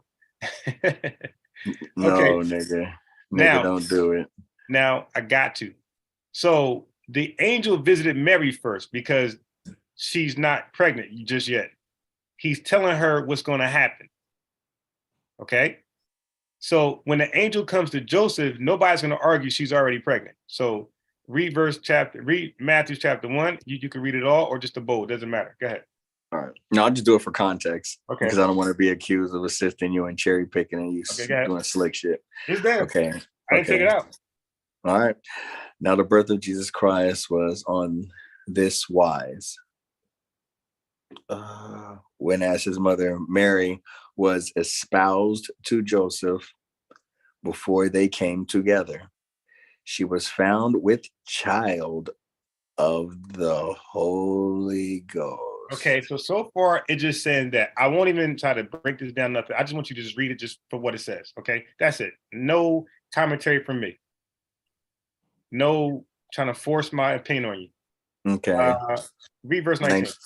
Okay. Then Joseph, her husband, being a just man and not willing to make her a public example, was minded to put her away privily. Okay, so what is a public example? Make her a public example. Wouldn't that be this right here at the gates? Yikes. Okay, so now listen. the watcher. What I'm saying, the story just told you just what happened. Mary's in the city. That's where adulterous shit happens. She's coming back to her husband pregnant. So he's like, oh, you too? Because she's coming from the city where adulterous shit happens at. And she's coming back pregnant. So Joseph is already tying her to Deuteronomy 22 and 23. Because if that happens, and now look, he caught her in the act. What's the act here? She's pregnant. You dig? That ain't his. Like, yo, you now. She came home. He found her pregnant. It just said that she was found. Remember, find, the word find. So the word found in this context, do you know this literally means that he was searching for her? Because she was out at her cousin Elizabeth's house, who became pregnant by the miraculous pregnant as well, because she was barren and old. And then Zacharias was praying for her, and the Lord opened her womb and they had a kid. And Mary witnessed it because she was also told something. So the angel said, go to your cousin Elizabeth, who was barren, and she had a miraculous birth. So that's a token that you're gonna have a miraculous birth. So she went there to witness it. So while she's doing that, Joseph was looking for her. And when he finally got to her, he found her with a child. So he found her in the act of adultery. How the fuck are you pregnant? We never had sex. And you came from the city. Okay, so now the proof is the context. Then Joseph did not want to make her a public, he did not want to bring her out to the gate to get stoned in front of everybody, bro. I mean, yeah, I get it. So I mean, this could mean a lot of things, because he could have thought that the people in the town wouldn't have believed him or wouldn't have believed the story. So What he could story? be trying to No, save her life. Hold up. Wait. I gotta stop you. There's no story. The angel didn't talk to him yet, so there's no story. Okay, so he don't know. Okay, No. so that's fair. Take that off the table. Let me see. I mean, I'm just trying to be logical. Right, I So got can you. get- I like that. I like the feedback. Okay. I do find discrepancy with. I see all the correlations you were using with the word found, but Yep. when you're using the conjunction with child, it doesn't necessarily mean she was found in the act of committing the adultery, because if she has the child, it was already done. So he could have found in her with a bump. So is that fair? No. No. He's looking at her. He's looking at her as she's looking at a pregnant woman. That's what he's looking at. Right, I got that. So Clearly pregnant. that's and that is the violation. That is the adultery. Right, because it's not his. They never had sex. Okay, and then in any case, is adultery valid or acceptable? Wait, I say that again. In any case, is adultery valid or acceptable? Yeah. Is there like holy adultery which is tolerated? No adultery is tolerated. Okay, is she married at this time, or is she a virgin? She's I mean, betrothed. not obviously. Well, I don't want to get into the physicalities. Okay, Is she look. engaged, or is she married? Is what I'm asking. Look. She's betrothed. It's the same thing. I'll show you. She's a damsel that is a virgin, and she's betrothed to a husband. Now watch this. I'm listening. I want you to see my other screen. Okay. Check this out. I don't want to get. Go ahead. Go. No, I won't. No. I'm showing that she's all of them. Watch this. Luke chapter 2. And I'm gonna go to verse 5. And you just read it yourself.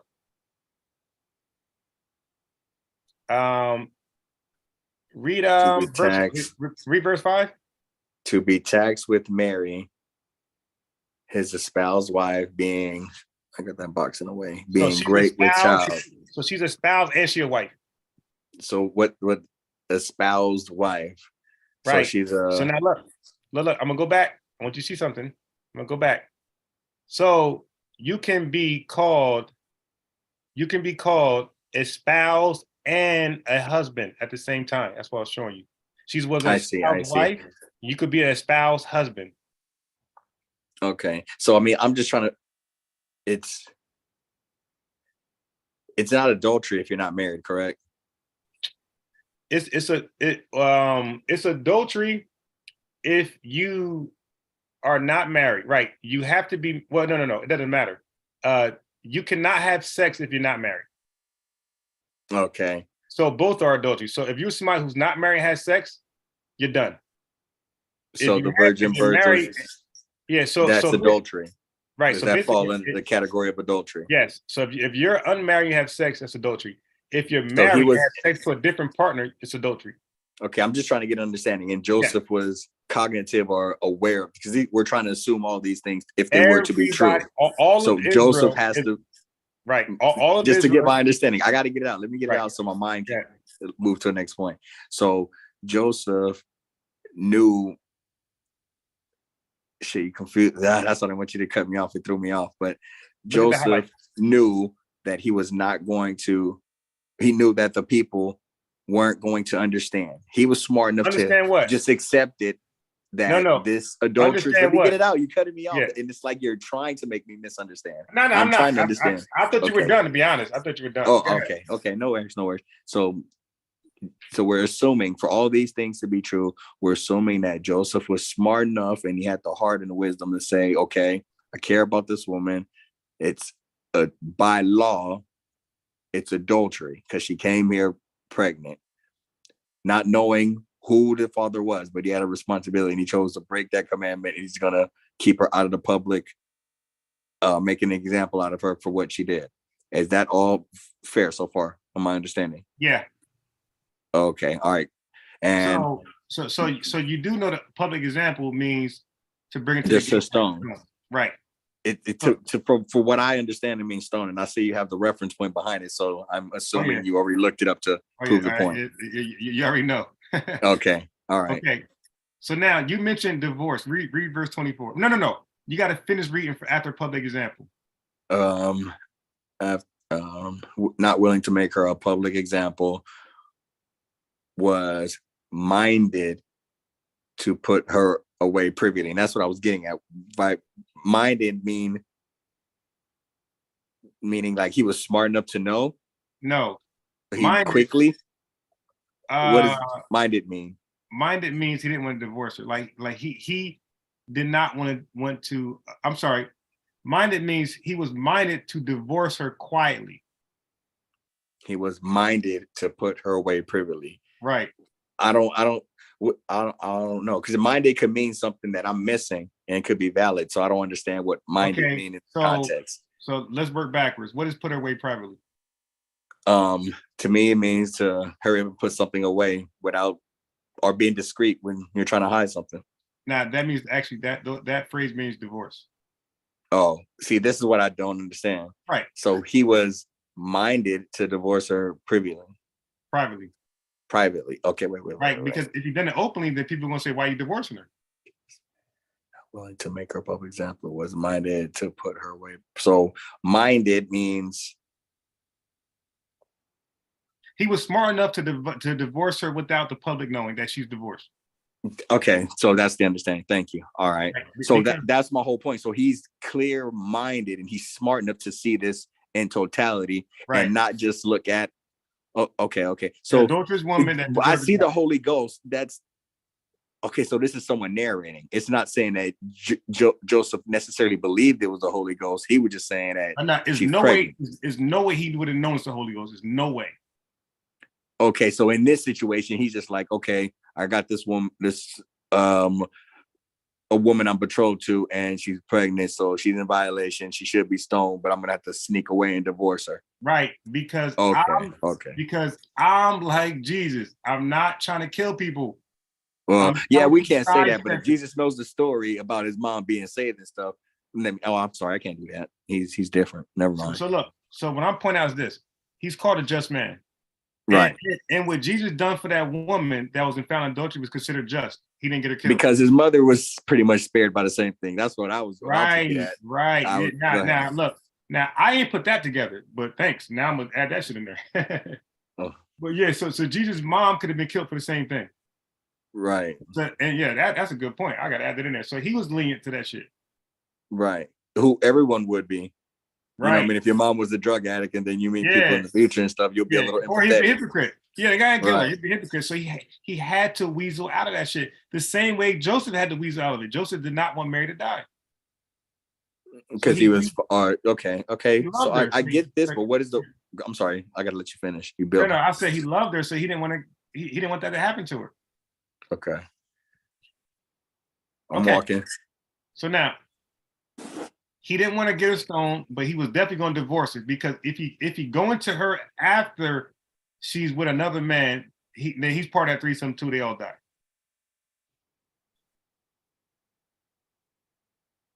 Okay. So he Yeah. cannot have sex with her. And now that he believes she's an adulteress, he cannot have sex with her. He has to. And don't forget, adultery is a sin, right? Right. All right, read Deuteronomy 24, the one below it. All right, let me get back to that screen. Hold on. Deuteronomy 24. When a man hath taken a wife and married her, and it come to pass that she find no favor in his eyes, because he hath found some uncleanness in her. Like adultery. Like adultery. Go ahead. Then let him write her a bill of divorcement and give it in her hand and send her out of his house. That's what he was for going the to do. streets. Yeah, and that's what he was going to do. Okay. He found her pregnant. In his mind, she's an adulterer, and now he's going to divorce her privately. He's going to say, "Nah, I can't fuck with you because I found something clean. This is law. This is Moses' law. Now I can officially write you a bill of divorce because you're unclean. You cannot go into an unclean woman or unclean man. You can't do it." All right. So read verse now, just to prove that. So now public example 38:56, just to prove that it's what it was. Read Hebrews 6:6. If they shall fall away, to renew them again unto repentance, seeing they crucify to themselves the Son of God afresh, and put him to an open shame. There you go. The gates of the city. So 38:56, same shit. It's public example, same shit. So that's why I had those numbers there for you, reference. So it is public example is synonymous with open shame. Yeah, and at Hebrews 6:6, what is that referring to? If they shall Who knows? fall away. I think it might be talking about Israel.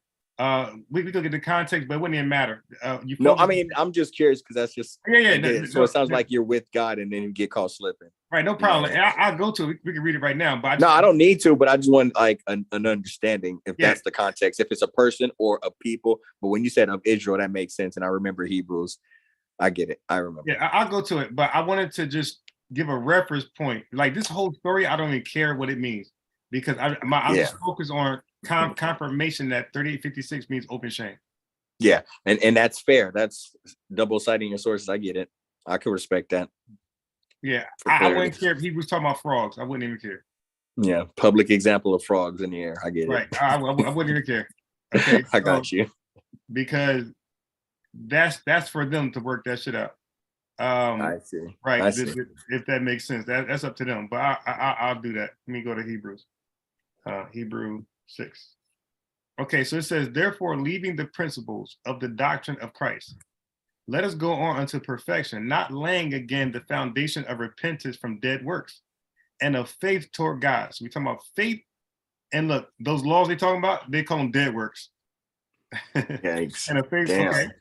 So of the doctrine of baptisms and of laying on hands. So like they look at healing the sick, healing the blind, the lepers. They look at that as what you should be doing, not worry about what not to do. Right. Charitable, voluntary, like that's Jesus. That's what he was talking about. So of the doctrine of baptisms and of laying on hands and the resurrection of the dead and of eternal judgment. All these people do, if God permit. You see? They ain't worried about no law.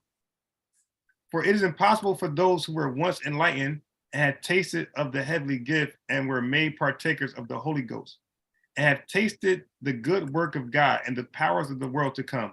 So it's impossible for these guys to fall away, to renew them again and to repent, to sing they crucified themselves to the Son of God afresh and put them into open shame. So what I like to do when it get too King Jamesy, right, like that, when it get too King Jamesy, I like to just go right here.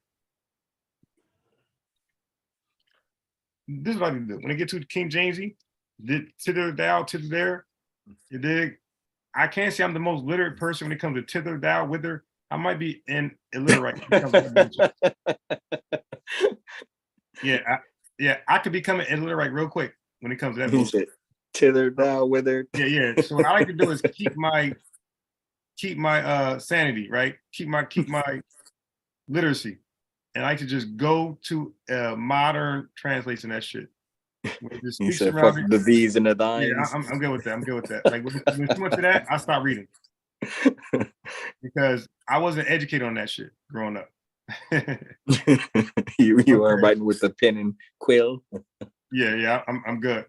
So this is my favorite translation, the God's Words translation. It says, with this in mind, we should stop going over the elementary truths about Christ and move on to topics for mature people. We shouldn't repeat the basics about turning away from the useless things. Oh my God. We shouldn't repeat the basics about turning away from the useless things we did and the basics about faith in God. We shouldn't repeat the basic teachings about such things as baptisms, setting people apart for holy tasks, dead people coming back to life, and eternal judgment. So they say, no, that happened, let it go. If God permits, we'll do that bullshit. We'll keep repeating, hey, baptism, resurrection. They said some people once had God's light. They experienced the heavenly gift and shared in the Holy Spirit. They experienced the goodness of God's word and the powers of the world to come. Now this is our verse. Yet they have deserted Christ. So when we read verse 6, it's saying they have this. So these same people who talk about baptism, resurrection, all this, the law, like these niggas, it says yet, but they have deserted Christ. They are crucifying the Son of God again and publicly disgracing him. That's what we read, bro. When you read verse 6, it said these people have all that hoopla shit. Oh, I'm so faithful and I keep the law. They said they have deserted Christ. They are crucifying the Son of God again and publicly disgracing that man. So that's why I show you that's the reference for open shame. So they are publicly disgracing Christ. Therefore, they cannot be led a second time to God. That means they're done. Okay? They're done. So that's the verse we read. So the verse we read was that they deserted Christ. They are crucifying him again and publicly disgracing him. 38:56. Okay. So just to summarize what I had you read, what I'm saying is that when Joseph found Mary pregnant, he was like, I should have known. You were in a city and some man must have gotten your ear, got you pregnant, and now you're here. And now I'm supposed to report you to the elders of the gate, Deuteronomy 22, and we're going to get you and that guy.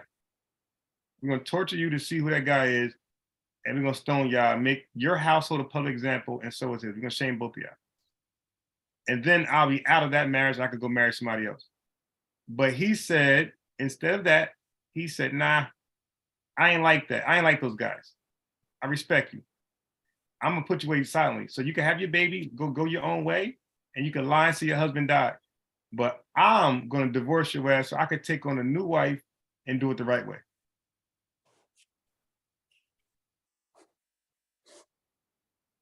So I'm saying that's what's going on in Matthew chapter 1, 18, 19, 20, and down forward.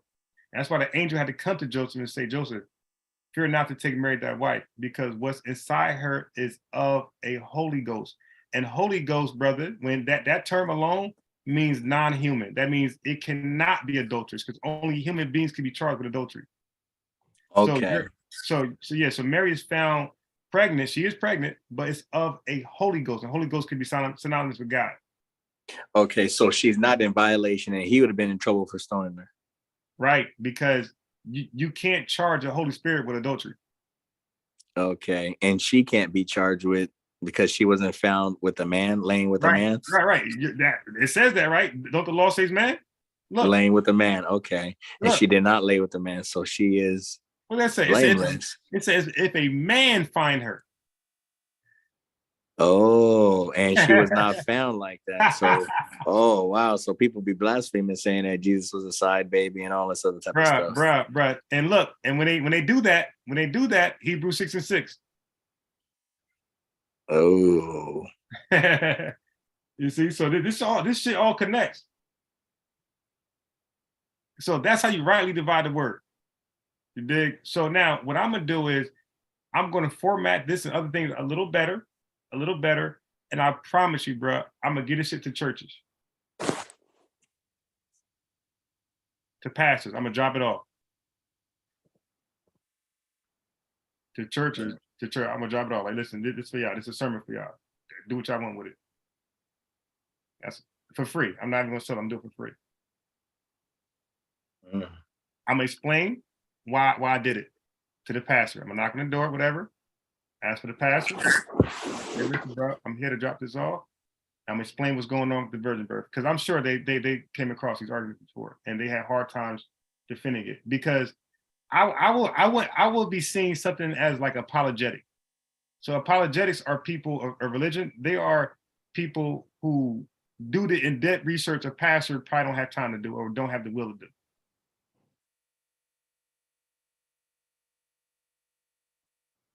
So apologetic in a church would be like a scholar amongst society. I see.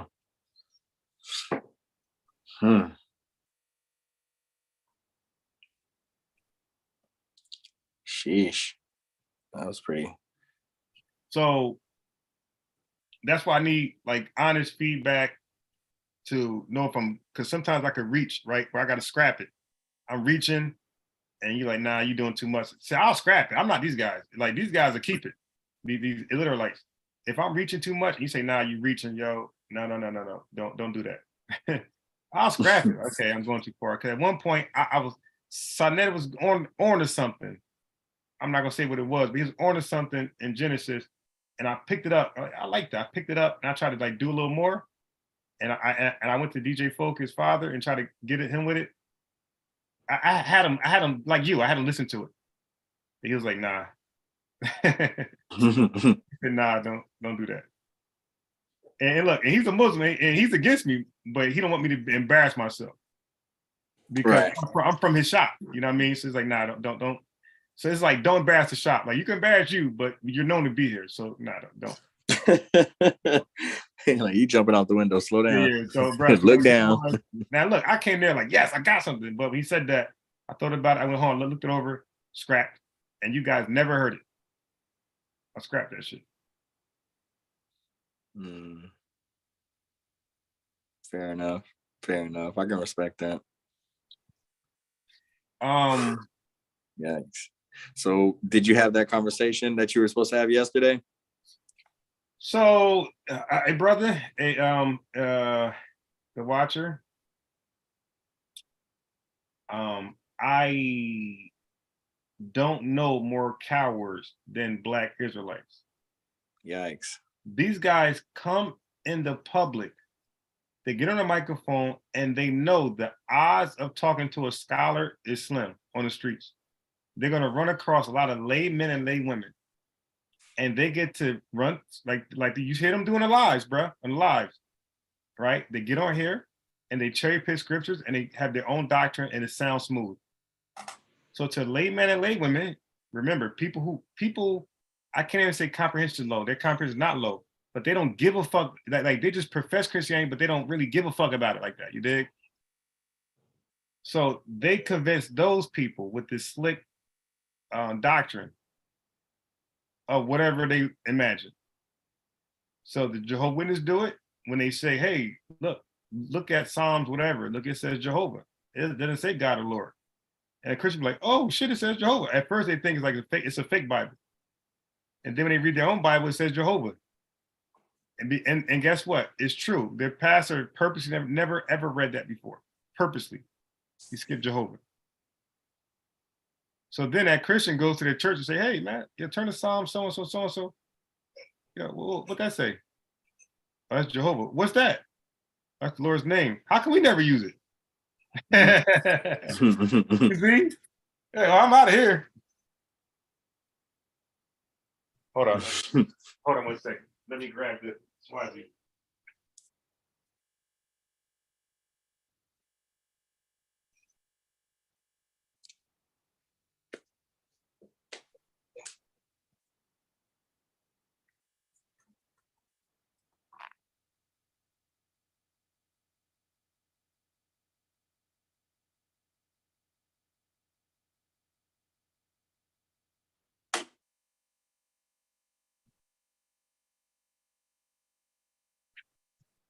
Yeah, so the watcher. So what I was saying was that they give them their microphone and they go ahead and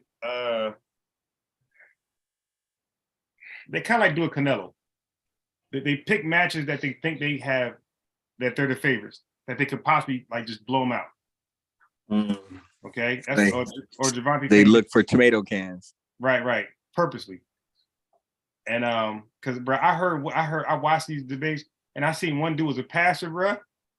Yo, he was this nigga was so confident, bro. He was kicking their ass. Yo, they gave this dude the mic. Yo, I never seen it was like ever give a bystander a microphone before. They gave this dude the microphone, bro. I'm like, damn, they got the ass kicked. They gave the dude the microphone. Like that? Yeah. I never seen him give somebody a microphone before. What can? This was True Congregation of Israel. Okay. I don't know who they are. Yeah, no, they relatively new. Okay. Yeah, so we're about to get, or we probably have been getting so many new Hebrew Israelite spinoff camps because of this stuff. It's so many independent guys that's like 2-3 deep. But again, I'm saying they're cowards because they teach the Bible right on their live streams, and if you comment a question about it, I'm saying when I comment, bro, I'm not trolling. I'm just like, hey, what about this? And they get offended, and all of a sudden, bro, you don't have understanding. I don't. Would you mind like put me on? Can you invite me on? We can talk about. No, we'll talk another day. And bro, it's like 2 weeks later, and I've been constantly in communication with these guys. They make up every excuse not to talk. It's like, dude, yo, can we just have a 15? Look, I told the man, I said, okay, we don't gotta go live. How about call me IG, Facebook, Zoom, or a personal cell phone, and we just could talk like that. Still nothing. Like they the biggest coward, the biggest frauds in religion that the world's ever seen. At some point, a Jehovah's Witness will call you bluff. Say, okay, let's talk. At some point, an Islam member, a Sunni, will call you bluff. And so let's talk. These guys are the biggest cowards, and I gotta act like I know nothing to get them on the live. That's how I get them, by the way. Act like I'm a Catholic, and they believe Catholics are just stupid people.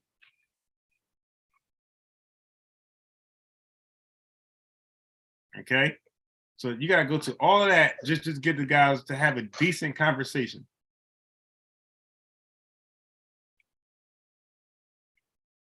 Let me look at the chat a little bit. Jesus was a bastard, child. These guys, blasphemous.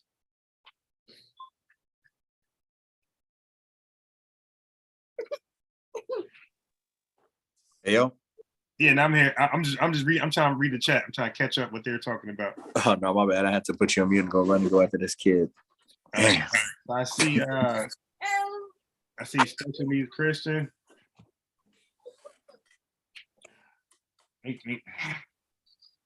Who's special needs Christian? He's in the chat. How long has he been around? He's been around for a good, maybe a month or so. Oh, okay. I don't know his position because sometimes he be cussing me out for like no reason or some. This is black man shit. I'd be like, so let me see what he's saying. Yeah. He's cussing me out again. Go ahead and get it off your chest, man. It be like that sometimes. Yes. He's also cussing out 504. Oh man, 504 gonna have to pull the mothership over.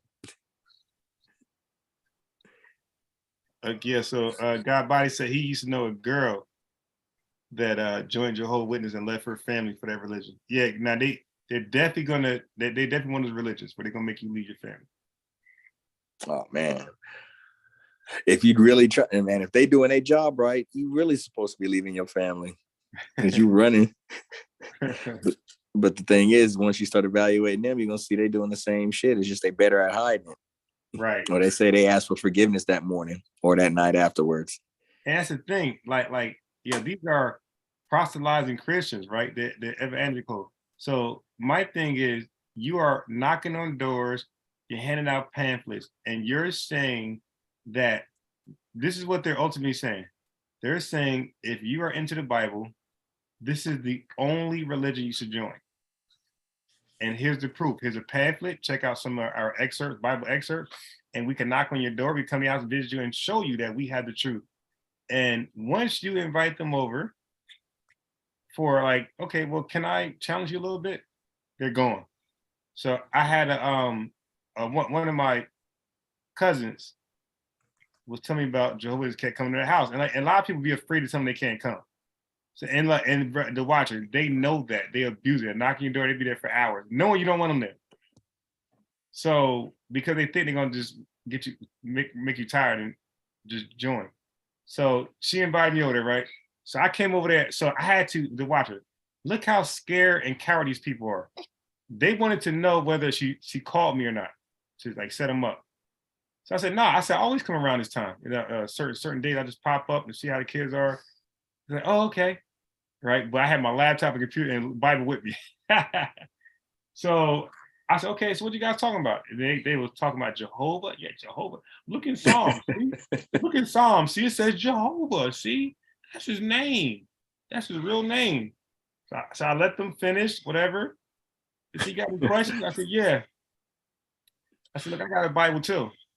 I said, this is the King James 1611, right? Uh-oh. Now I'm gonna go to Psalms, whatever, and let's see what his name is in my book. And it was Jehovah.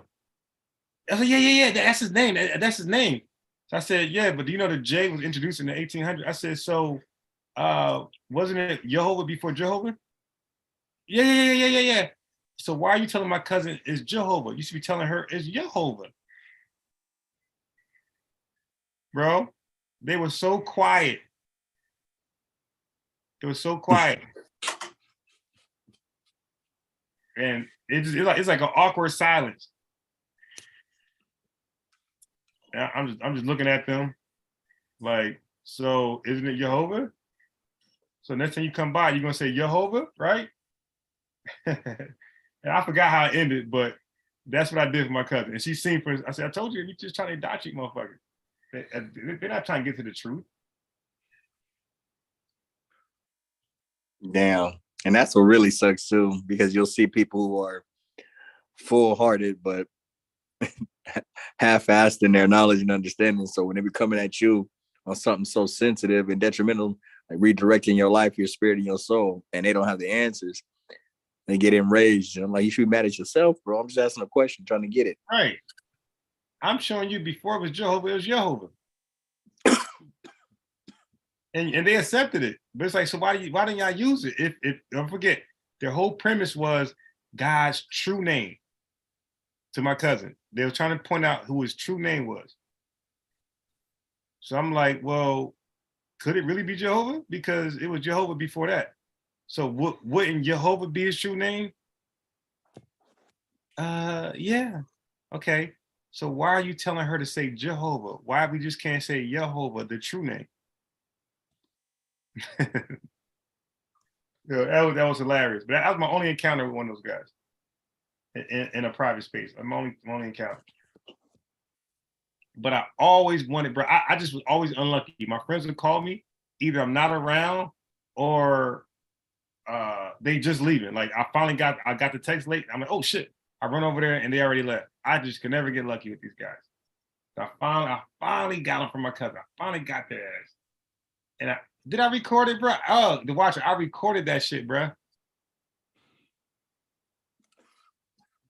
Yeah, I recorded that encounter. Do you have it? I gotta figure out which device is on, but I definitely recorded it. I definitely do shit like that. I recorded it. I got to think about which laptop that could have possibly been on. And I guarantee it's on my external hard drive. I'll look for it. I guarantee it's on there because that's where I put everything I want to keep. Hmm. I gotta find it, but you'll see exactly what I did.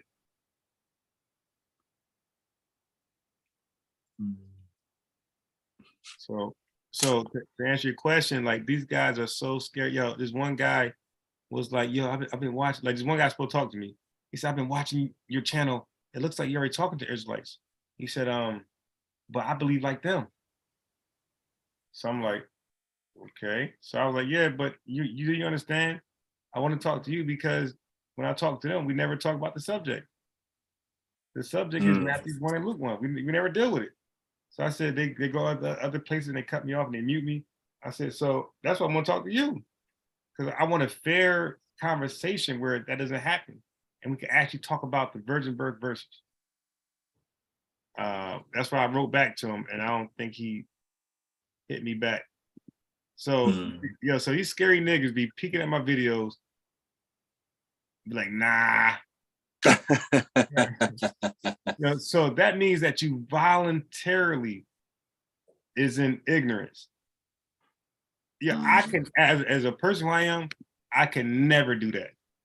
Once whatever I'm in, and that shit is flawed, I won't say I'm gonna jump out because nobody really jumps out right then and there. It takes a process, but I will say I wouldn't do that anymore. That whatever's flawed, that shit's done. So like, let's just say hypothetically, okay, when I thought the no meat diet was the best, okay, that pseudo blackology shit, and then talking to and realize humans are designed to eat meat, literally. So I'm like, oh shit. So I went back to eating turkey and chicken. And I don't eat beef. I don't eat beef and pork, right? I just never did. Like since '96, I've been, cold turkey since '96 on beef and pork. Yeah. So but I was eating just fish at that time with the black algae movement. So Unc showed me evolution and humans are designed to eat meat. Like the early humans were eating meat. They were eating fucking berries and stuff all day. So I'm like, oh shit. Verified. Like, all right, let me go back to my chicken and turkey. So I was running out things to eat when I was doing that. So that helped me out, made it easy for me. So, but that's what I'm saying. Like, but I didn't go back to, so when Unc showed me evolution, I didn't go back to beef and pork though. So that don't mean you got to go cold turkey all the way in. You can gradually get back into what's correct. So I got back into to chicken and turkey.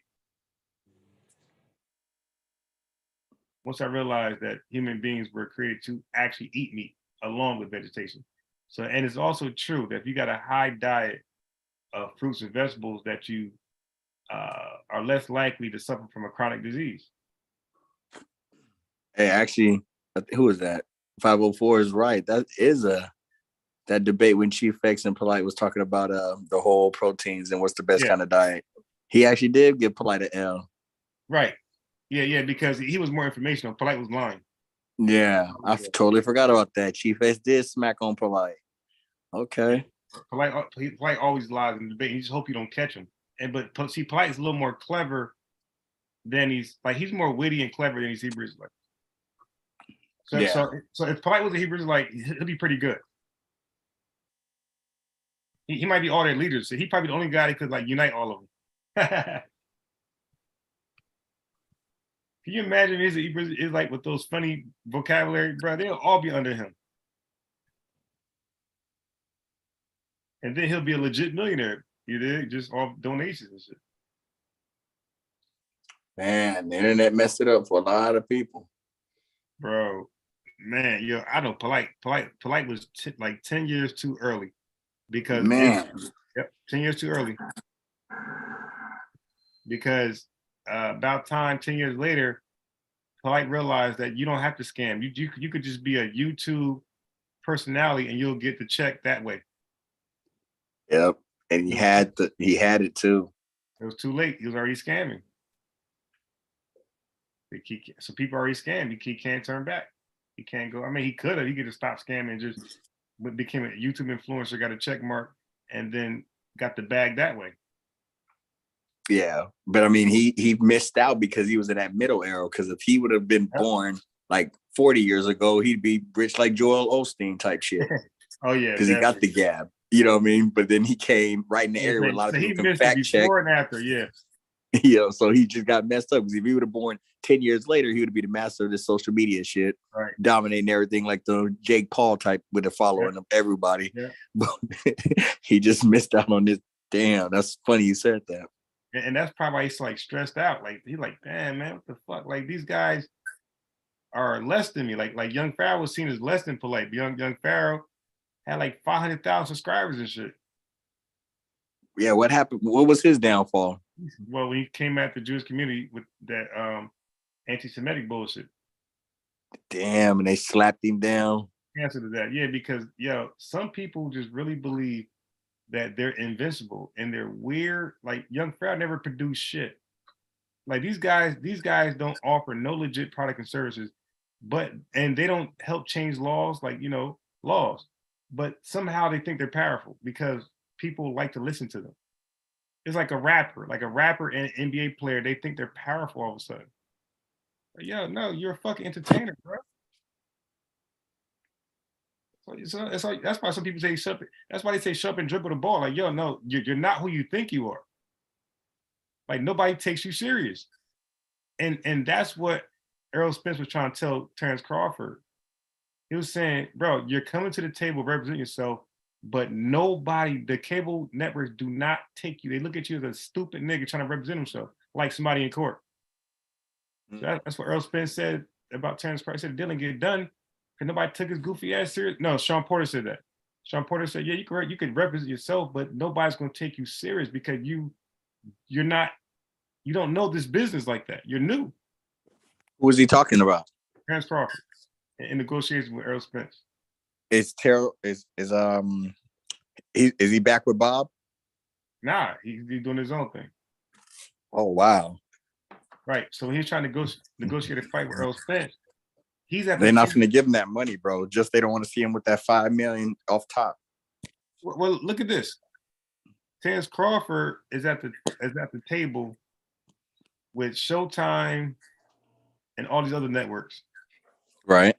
They're looking at him like, who the fuck are you?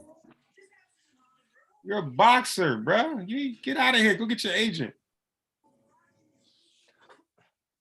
No, right. He deserves, because the fighter gonna always think he deserves more. Like he gonna overprice himself every time. That's why you need an agent. An agent gonna tell you like, nah, you chill out. Yo, this right here is good. I see. It's like you buying a house, right? The seller always thinks their house is worth more than what it is. Right. But the agents say, nah, but you bugging. The market and the comps don't align with that bullshit. Yeah, the house down the street with same square footage is selling for $500K less. You got to come down up off that money because if you want to sell. You're gonna always think your possessions and yourself is worth more than what it is. Always. I swept the porch every year. Right, and then because certain parts of the house were dear to you, you can try to put a value on it, and that's what happened when black folks cook meals. Like grandma gonna charge $40 for her Big Mac only because it was blessed by her great grandma. Hey, grandma, cut that shit out. That paying $15. But like they put some personal attachment value to it. No, this means a lot to me because this pen was given by your Aunt Tippy, and Aunt Tippy was a saint of the Most High. Like that's sentimental value. Yeah, that's what they do, and they try to charge you because of that. Like, okay, I'm gonna charge $50 for this pot, this pan of mac and cheese because of all that. Like I'm about to knock that whole wall out. I know that you marked your kids' growth on that in the last 15 years. It's gonna be a hallway. Yeah, that don't mean that to me, and I'm not gonna pay for that. And you know what happens too? When people try to sell cars, right, especially back to a dealership or some type of lot, what they'll do is they'll like tint the windows, they'll put a stereo in there, and they'll put rims on it, and then they bring it to the dealership, and they be like, "Hell no, I'm gonna take that shit off. That car is worth $4,500. Okay, what you put on there? Take that shit off, put the regular rims, put the regular system in there. I got $45 for you." Like that extra shit you put on there, that didn't up the value. If anything, decreased it, because if I want to sell it, I got to scrape all that shit off. Yeah, Go back to factory. right, because everybody don't like all that flashy shit. Because rims, anybody know you ever have rims? You got to drive like you got to drive like an old lady when you in these city streets. You gonna fuck Yeah, shit up. You got to always drive careful, man. Nobody want to do that. People just want to drive. Hey, yo, did you hear, just off topic? Because I read some shit seen on Instagram. Did you hear what happened in Buffalo? what do you mean? Like people actually froze to death. Like The weather? like people driving home and actually froze to death. What do you mean driving home? You mean like I stuck out in the? Yeah. Okay, I'm about to say you're not going to drive home 45 minutes and freeze. Nah, these niggas got stuck. Temperature dropped to like 0. These motherfuckers trying to walk home, and like home is probably like 12 miles. Oh, Man, I'm talking, a lot of people died out there in their car. It was a state of emergency. They were saying don't leave home unless you have to. And these motherfuckers going to work, bro. When I had that pharmaceutical job, if it was flurries, nigga, I'm coming late. You dig? No, I'm not that guy. I'm coming late. No. I'm gonna make sure it's a safe road for me, because if I crash this car, y'all niggas gonna fire me. shit, bro. So was it? Wow. When did this happen? Shit, I gotta look it up. God damn it. It happened like last weekend or some shit. Damn. Yeah. Let me pull it up. Buffalo blizzard.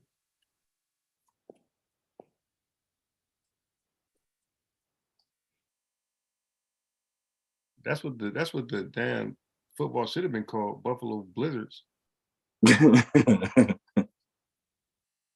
Okay. All right, so I'm gonna show you. I'm gonna show you the picture first.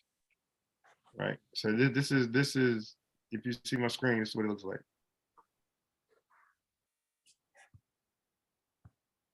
So you see, it said the death toll came to 40. Over here, it has it at 37. It said winter storm death toll rises to 37 in Buffalo as Christian rises over handling of storm. So now I'm gonna click some shit. Okay, here we go. No. I forgot, I can't be playing no damn videos. So I'm just gonna click a story because I want them to tell how they're dying. The winter storm death, blah, blah, blah, blah. At least 25 others crossed. And this is just found. Yeah. It's nothing about the people who are living under the bridge, homeless people who froze to death in their tents. I wonder if they were the ones too. Yeah. There's people in abandoned buildings, people who are always used to thinking that they can stick it out. And like Katrina, this ain't the one you can stick out. So it says now authorities are going door to door to conduct wellness checks.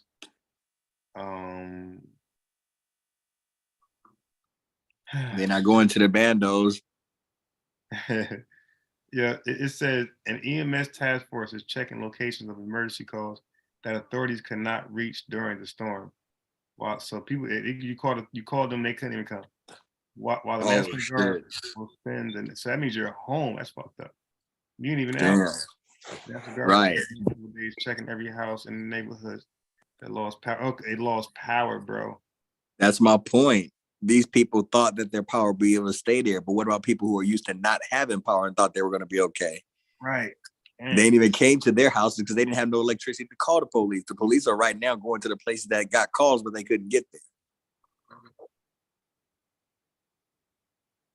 So in my mind, there's like a whole bunch of unknown unknowns that they can't even factor in yet. They got to wait till some of that ice is gone. There could be a body right there in front of them. We don't know. Yep. So right here it says, amid the frigid whiteout conditions, it says people got stranded in their cars and passed away in their cars. Damn. See, but it doesn't really. What happened to them? Did they kill themselves? Did they freeze? I want them to like be more specific. Like hypothermia type shit. We need scientific explanation. Yeah. We have people, But they don't want to be able to diagnose that without a real, true diagnosis. That's irresponsible, especially if that's your family members. But you at least want some idea of how that can happen. Yeah, so look at this. It says we have people that were walking during the blizzard conditions and passed away on the street, passed away in Damn. snowbank. Buffalo Mayor Byron Brown said that we have people that were found that passed away in their homes. Yeah, passed away is irresponsible. Yeah, so like how? So I'm just thinking they froze to death. Yeah, me Like, too. well, if you're home, how you gonna die for snow? Yeah, is it hypothermia? What's the word? Yeah, something like that. Hypothermia? Something. Okay, so look, check this out. Crews continue to dig out roads across the Buffalo area as officials beg residents to stay off the road so they could coordinate deliveries of fuel to emergency crews and grocery supply stores. Officials announced Wednesday evening that they would lift a driving ban at 12 or 1 a.m. Thursday and replace it with a travel advisory. All right, so they told them they could stay off the damn road. Damn. So 3 deaths were due to EMS delays. They couldn't get to them. They supposed to have one chick on one chick. I didn't press play. I was driving, but one chick supposed to had been on the phone as she was dying, like in the cold, whatever, to her family. Some 20-year-old black woman was like pleading to her, Damn. pleading to her family, like dying. Just like shivering and freezing to death. Yeah.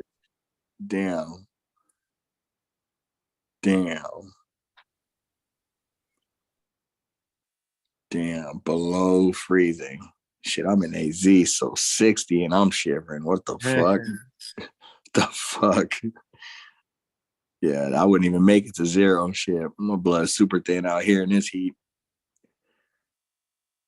So Hell no. it said Palm Cars was asked Wednesday about the timing of the driving ban, which went into effect Friday at 9:30 a.m.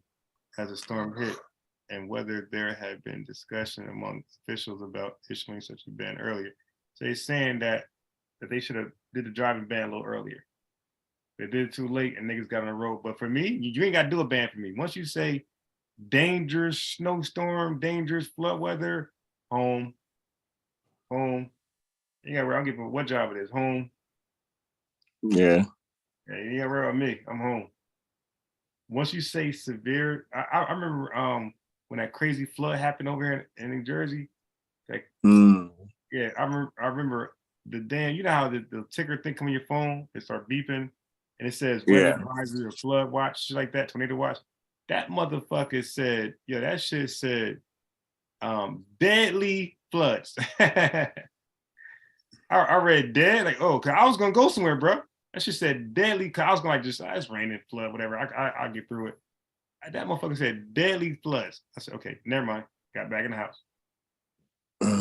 Dead floods? But no, I'm good. Cause I know I never read that in my life in Jersey. Oh, that's when they fucked up the Jersey board. What was that shit? Yeah, that's when we had that. I saw the news, and that was with Governor Christie, and it was out there, and he was trying to be cool with Obama. You talking about Sandy Hook? Yeah, no. Sandy Hook was the shooting. This was like you're talking about the hurricane thing. Yeah, and it like people got fucked up out there. It was Jersey, yeah, and Obama came out there. Yeah, but I won't talk about that because there's a flood happened that was more recent. Yeah, it wasn't a hurricane. It just a flood. It just fucked everybody up. Like so many cars was done. I don't think about how is this? I'm sorry to cut you off because at least in there, well, no, our Colorado River's way up north over there by the Grand Canyon. But like, is there like a what is it? There's a river that's affecting you guys like that? Yeah, it has to be. Yeah, we got the what's that? The I can't get this. The city is on the tip of my tongue. Yeah, but I know Trenton's a city. Is there like a river? What is there? Is there a river, lake? I have to have something. No, we got like some river shit by Jersey City somewhere. What's the boardwalk? I mean, Atlanta City is what's over there? Right now, Atlanta City definitely got a beach over there. But I'm trying to figure out. I don't know why I'm blanking on the geography. I can't even think of it right now. But I'm just trying to think how you get them cold fronts, and I can see why. I'm just thinking of My mind is drawing a blank. I'm getting tired. It's late, but shit.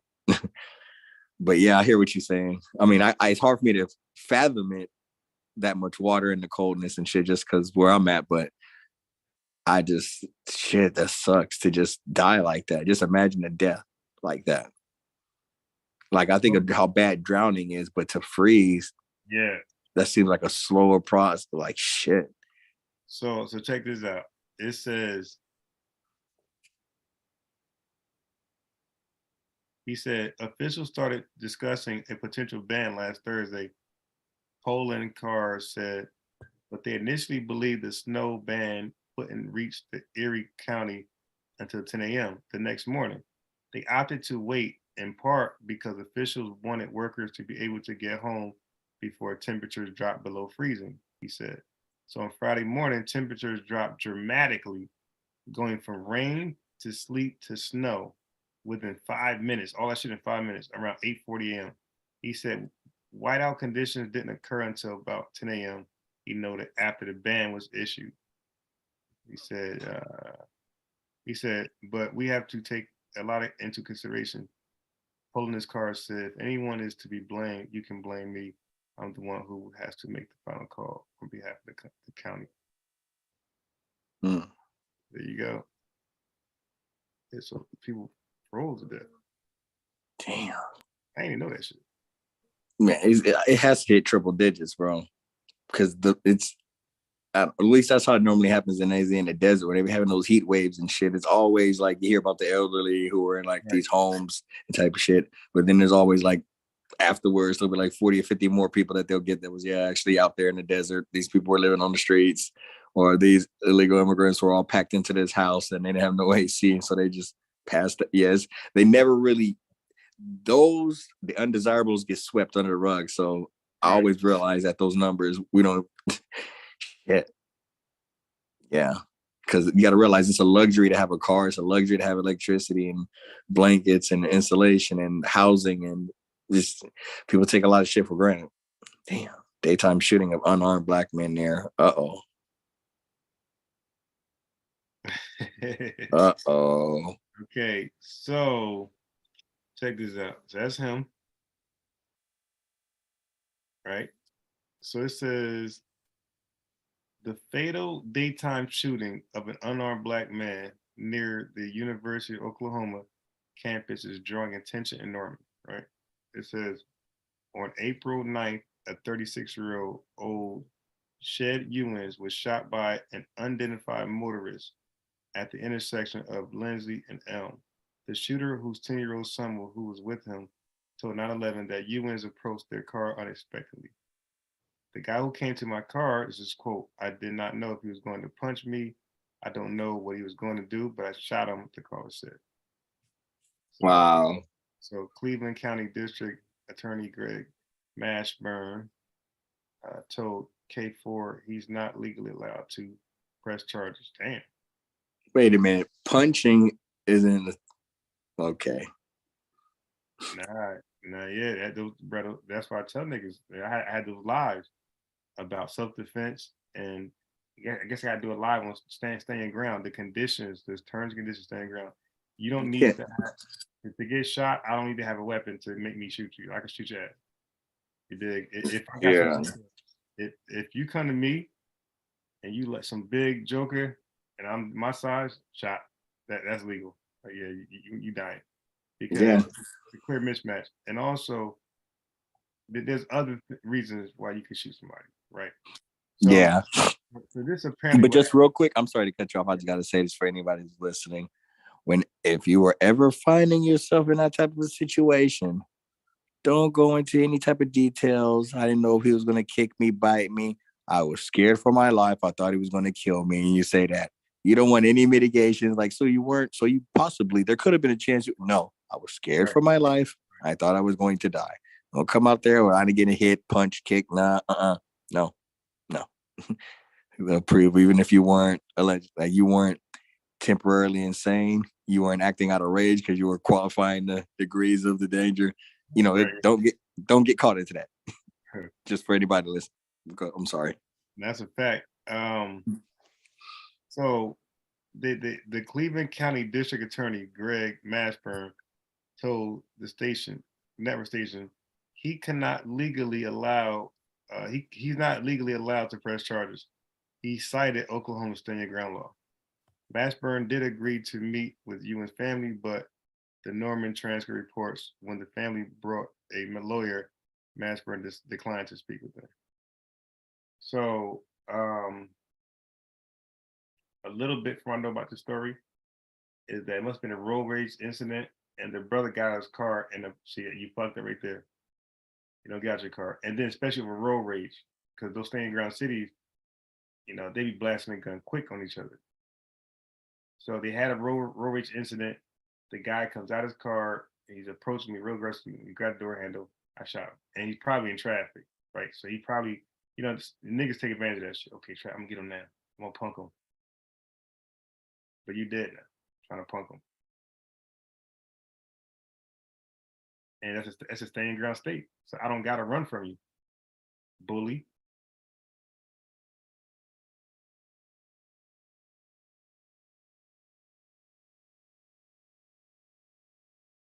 Yep. So I'm surprised this ain't really been trending, this story.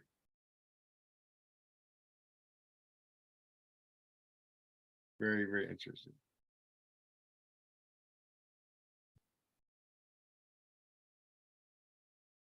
Okay, so you're gonna so like I said, like we need people like you, Sheffer and Sosa and No Man to be on the panel to give the balance, right? Because a lot of guys be intimidated by me because they find me, they can say I'm arrogant, right? So they don't like how I deliver the truth, right? Or the evidence. They don't like when I deliver it because they believe it's like subtle attacks, it's like being slick with the wordplay. So they don't find it genuine. So we had No Man, Sosa, Sheffer, and the watcher on the panel. They can say, no, this is what he's just saying. You know, and you know, the feminine voice can always like kind of soothe the tensions. And Yeah. second to that would be like a humble dude that's like not really sure. Yeah, I think that's the best approach. It's less threatening.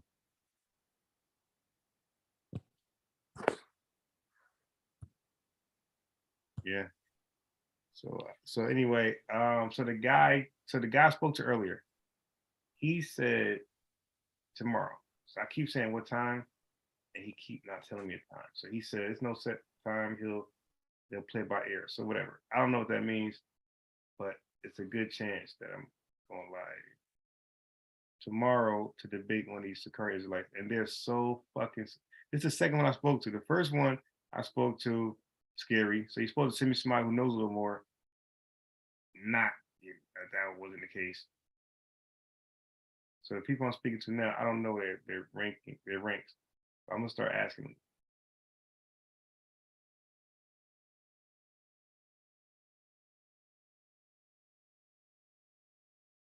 Yes, that's pretty much it. Oh, I'm sorry. My shit is on mute. I'm just talking. My bad.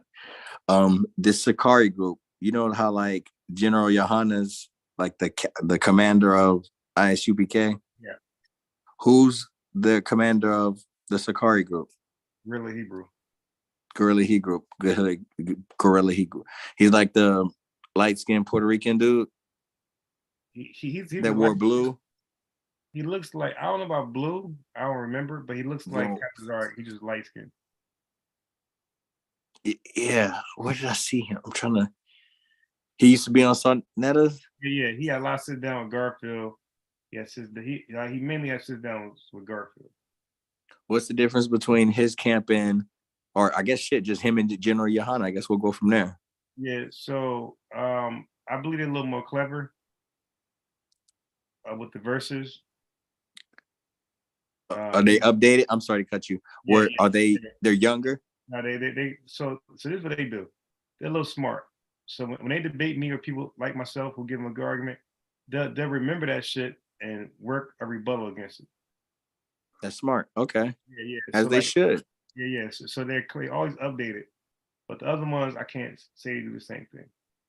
So instead of updating or addressing it, they'll just dismiss your claim. They might or might not. Not even acknowledge it, just pivot Right. into something else and Right. preach. They might not acknowledge it. Okay. They'll privately just try to debunk it in their mind, and then say, okay, this is how we're gonna respond to that.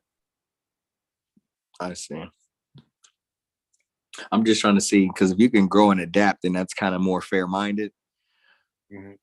But I'm trying to see, like, what's the difference between, well, to me, there's no point in really breaking down the groups, especially if they have leaders who are here now. So it's not really a religion. It's more what they say, it's a cult if the leader's alive, a religion when they dead. So I'm just trying to see who their leaders are, because that's pretty much what they're following. Or maybe that's not fair. Maybe they're just following the book and they just have their leader as an interpreter. I don't want to. Because he's a man, he found organization. He is really seen like God. Just like Tariq Nasheed keeps saying he's not a leader, but no, everybody knows he's the leader of his movement. So yeah, so these guys are definitely the leaders of the movement. Okay. So now that I got that, so what type of leader is Gorilla Hebrew? Because I mean, you're gonna be not minions. That's not fair. Like his understudy or his what are he, generals, captains that you're talking to? Officers, captains, yeah. Officers. Okay, so they have ranking system. So they're following his example. He's younger than General Yohana, and so he's amending or he's adapting based off of these interactions. So I mean, that's fair. I think that's what you should do. That's probably my problem with a lot of religions anyway. They get outdated, and then something that seems unreasonable or unrealistic, they try to justify, make it a norm. And this common day and age is just it's ignorant and irresponsible. But yeah.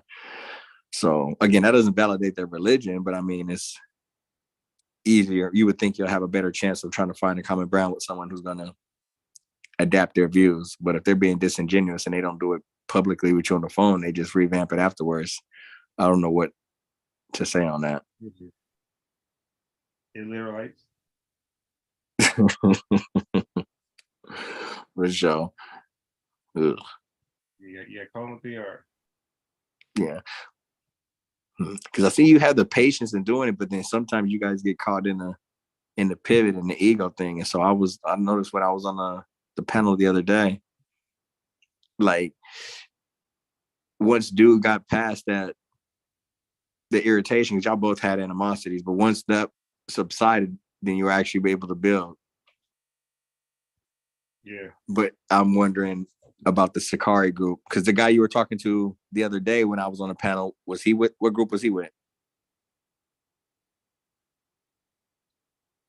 Or was he with his own group?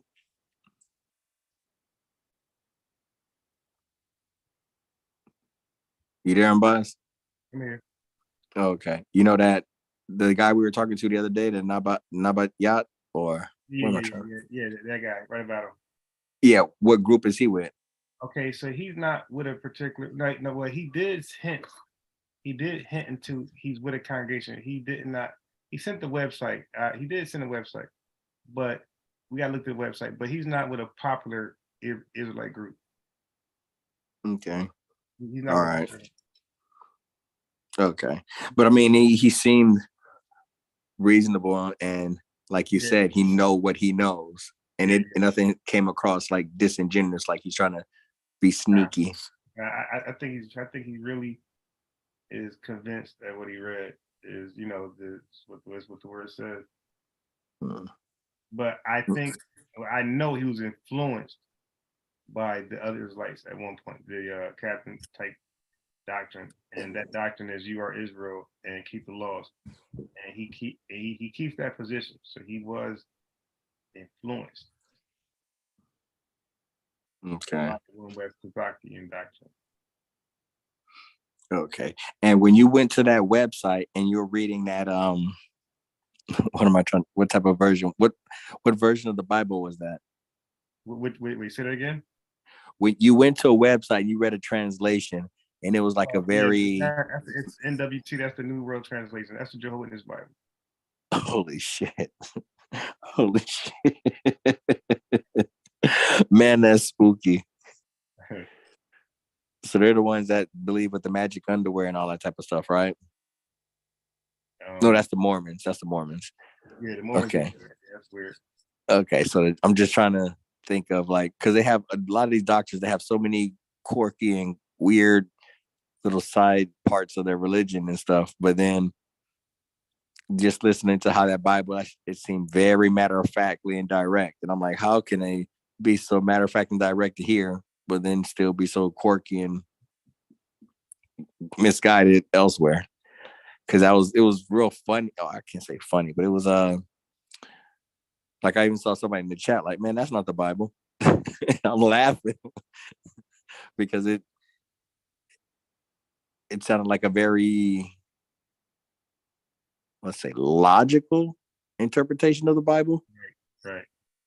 But then there has just knowing the Bible, there's so many parts in there that's not quite as logical. So I would wonder how they're going to really phrase and square that in a logical sense, or that's when they just let it be spiritual and has to touch your heart and Let it be, and the spirit will reveal it to you. yeah, but I'm saying like, so do they delineate as like a differentiation or what am I trying to say? Is everything just like a, do they break it down verse by verse, like in logical context, like paraphrasing everything in a updated version, word by word? Them, you talking about them or something different? That what you just read, because what you read, it sounded very logical. Like my daughter can read the whole Bible thoroughly through that. She'll stumble type stuff, but I mean, it seemed very simple and matter of fact. Not even with the thee, thou, the, but just the interpretations or just like an understanding. You know, it's like Cliff Notes, but it seemed super thorough. Or that was just the part that you just showed me. Man, I see what sounds about right. Yeah. Oh, okay. So do people really try to invalidate the interpretations when you would pull that out? Like if you were to pull, speaking of Sicarii or ISUB, just any other group, if you were to pull out that interpretation, would they discredit the interpretation, or they'll say, okay, that's pretty much one close enough understanding? Yeah, so that part kind of tricky. That part, it's all on them. If they feel happy that you're there and they welcome you, then they won't do that. But if you cutting them up and they can't get out of the box, you putting them in, then they're gonna discredit that. Fair or not fair? Yeah. Okay. So what is their version that they want to work with? King James, Yes. the obscure thee, thy, and the. So here's the thing about Sicarii, because like I said, they're a little more wise. Most of the right saying King James don't go anywhere else. Sicarii's gonna read King James, but they'll do the parallel like I did, and they'll look at other versions to compare and contrast. And a lot of times they will keep with the you know what those said, the parallel versions, right? So we look at the New International Bible, we look at the NIV, the New International version. We look at like the newer modern Bibles. They'll look at that like what I did earlier to see how does it translate with the King James passage, like how I did when Hebrews 6:6. So they'll do that with a comparison Bible to the King James. And if it works, then they'll go there. Like they'll use that new Bible for that. That makes any sense. So like they're open to read the different modern translations, but they're not going to stick with them. Okay. They're going to stick with the King James. Okay, that's cool. I mean, I don't say that's cool, but at least I can understand their logic. Even if I may not agree with it, I understand it's just the preservation of their doctrine, their church. I'm sorry? That's really all that matters. I'm trying to tell people. Like the guy with the two that come at the gate. It's like I don't have to agree. I understand why you would say that, because it can definitely come off like that. So like I believe that's a natural reaction for some people. Like that's a natural summarize for some people. Say, nah, this is talking about both come to the gate. So I wouldn't really argue that too much. I'll stick with my personal translation, but I won't be mad if you taught that to people.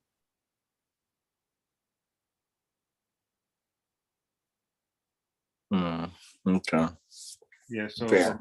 but most of all of them stay with the King James version. All right. I know I got to get off here, and I know you didn't want to make it too long. I wanted to ask you Yeah. something about boxing, though. Yeah, go ahead.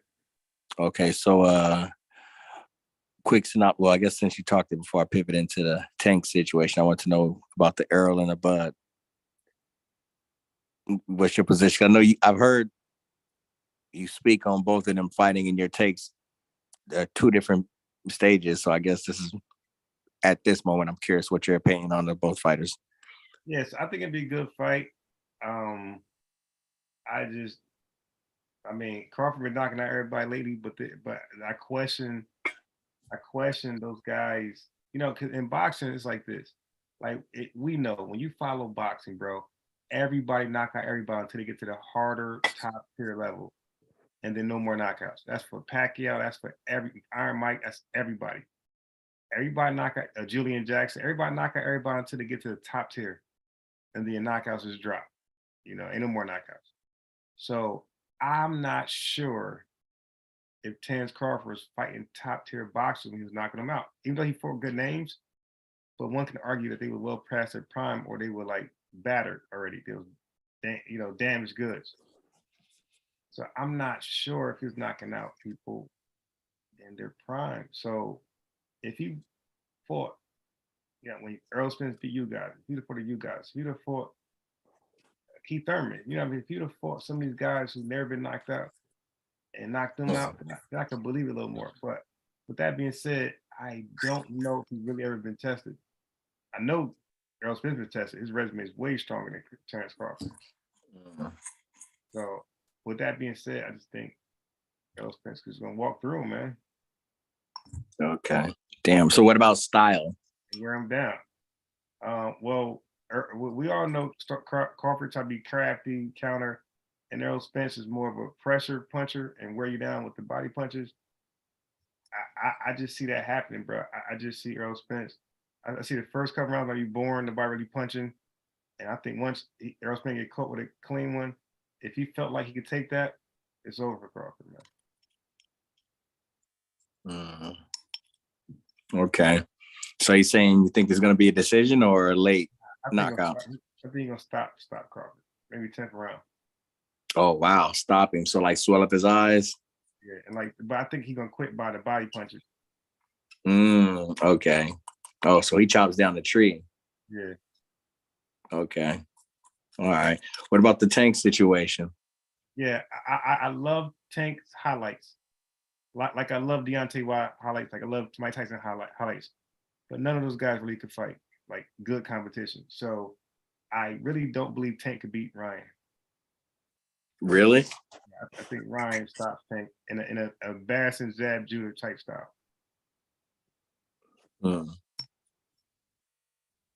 Dang. Yeah, and Ryan's even that. He's not even that. He's decent, but he's not that good. No. And the proof is, Ryan's not that good. He's decent, but he got flaws. The proof, Didn't he get put on his ass recently? Yeah, he got by scrubs. And punches he shouldn't have took. So like a fighter Tank should have taken, who've been calling him out forever. I mean, disrespecting him with Lomachenko. So if Tank really believed in his ability to watch her, all that he's done recently, right? If he really believed in his ability, he would have fought Lomachenko. You beat Lomachenko or even knock him out, dude. They might bump him down the top 3 pound for pound, bro. That's how fast he become a prize fighter. If he knocks out Lomachenko, bro, they're gonna put him number 1, 2, 3, or at least top 5, guaranteed pound for pound. I'm gonna say 1 through 3, but most likely 1 through 5. You knock out Loma like 4 or 5 rounds in a crazy knockout thing, yeah. Everybody be screaming Tank name, and Loma called you out. You think you're nice, and you didn't fight him.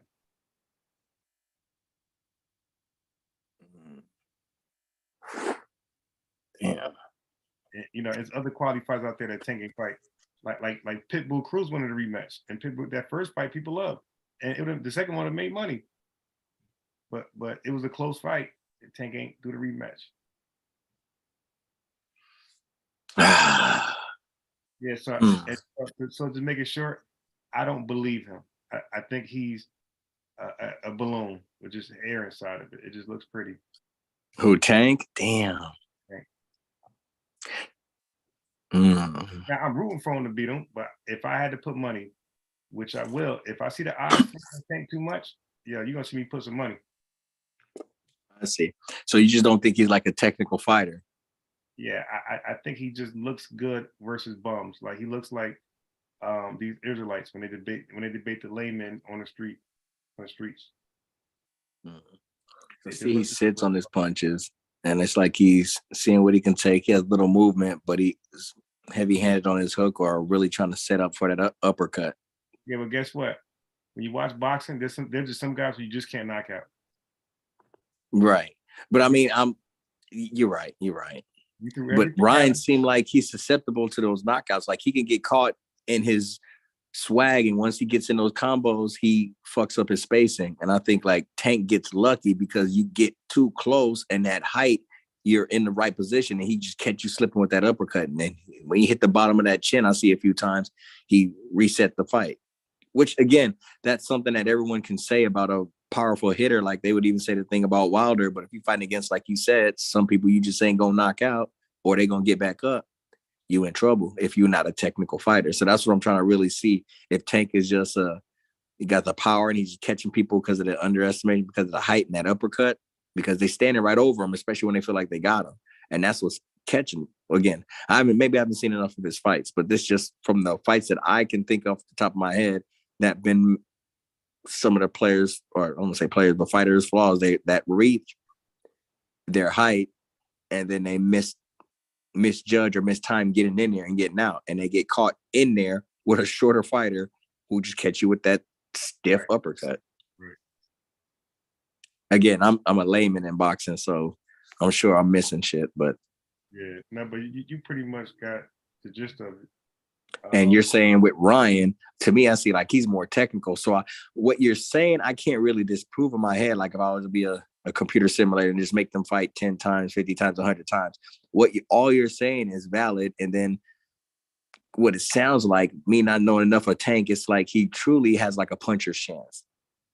That's it. From what you're saying, he's not gonna, if they're gonna fight 100 times, he might win 6-13. Yeah. I don't see him outboxing anybody that got skills, bro. I see. Okay, so he's been beaten up on tomato cans. Like he's been crafted. His image is crafted under Mayweather. Like Devin Haney just beat Kambosos, right?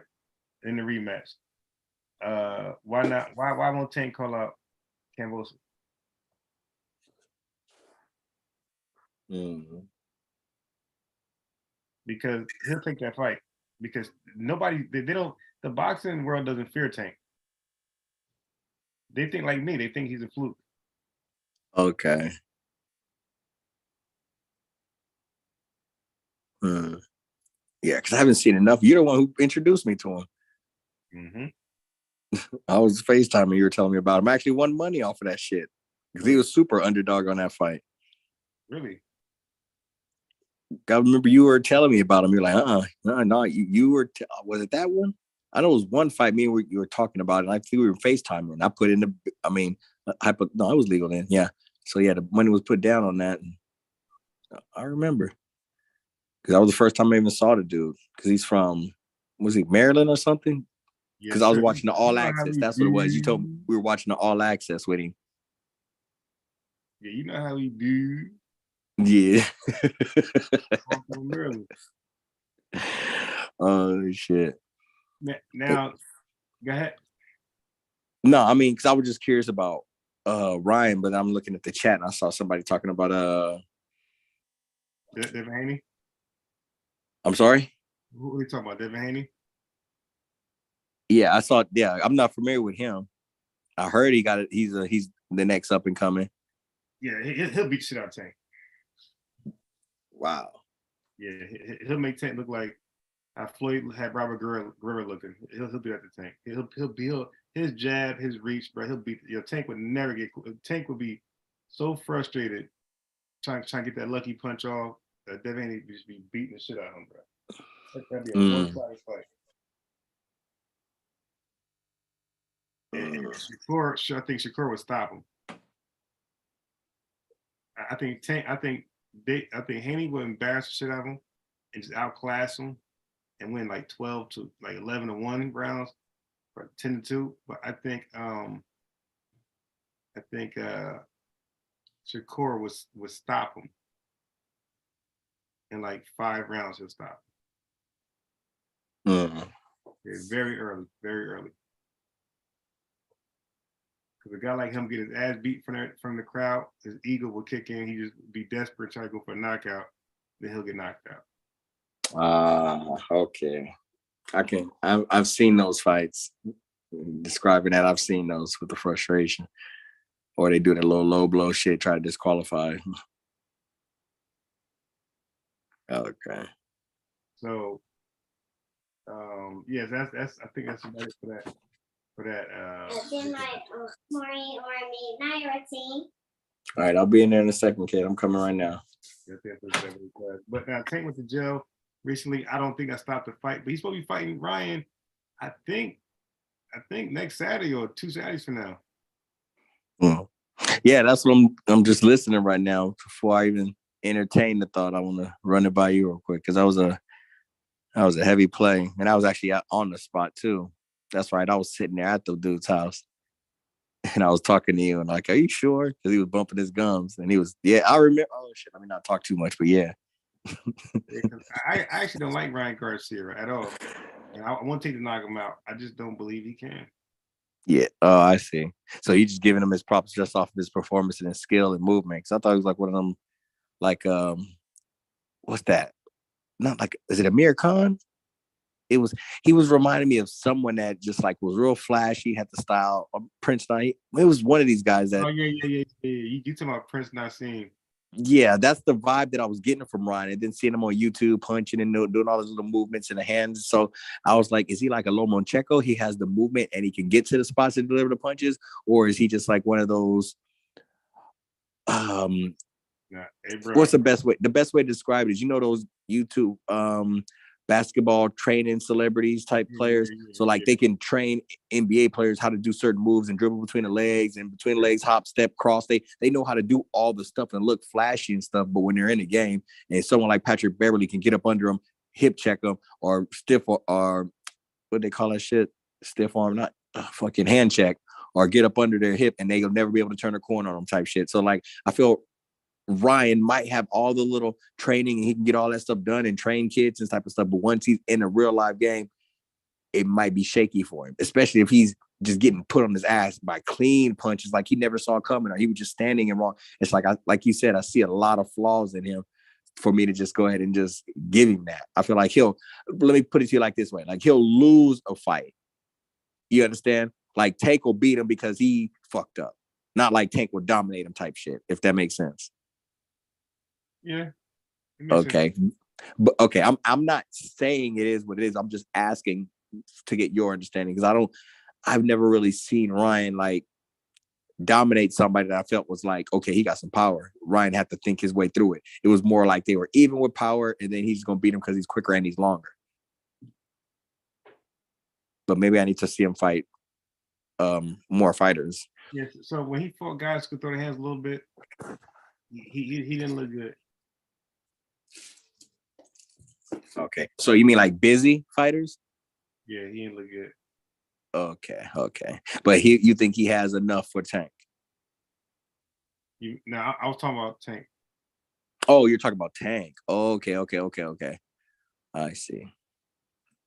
Okay. I was saying he didn't look good. For sure. All right, man. Let me go ahead and get in here. So so I'll update you tomorrow. Dogs or bulls, and those that poetic motif. So I don't know what time tomorrow, but definitely tomorrow I'm gonna get one of these guys, or I just play my other parts of the ass kicking of these big dogs in the movement. Right, I just keep playing that shit. And that's watching the watcher. Those 2 guys came on last night. I think you went off already, and they were saying, "Hey, what's the channel about?" It's in my feed. So my channel and then these guys' feed. as many because people are liking the video. Oh yeah, thumb up the video. Yeah, I don't know what was that? Like, what the fuck is that? Like, I was just like, what is that? Somebody laughing, coughing. What is that? I don't know. You gotta ask Sonetta one day, man. All right, well, I'm out of here. Let me stop. All right, man.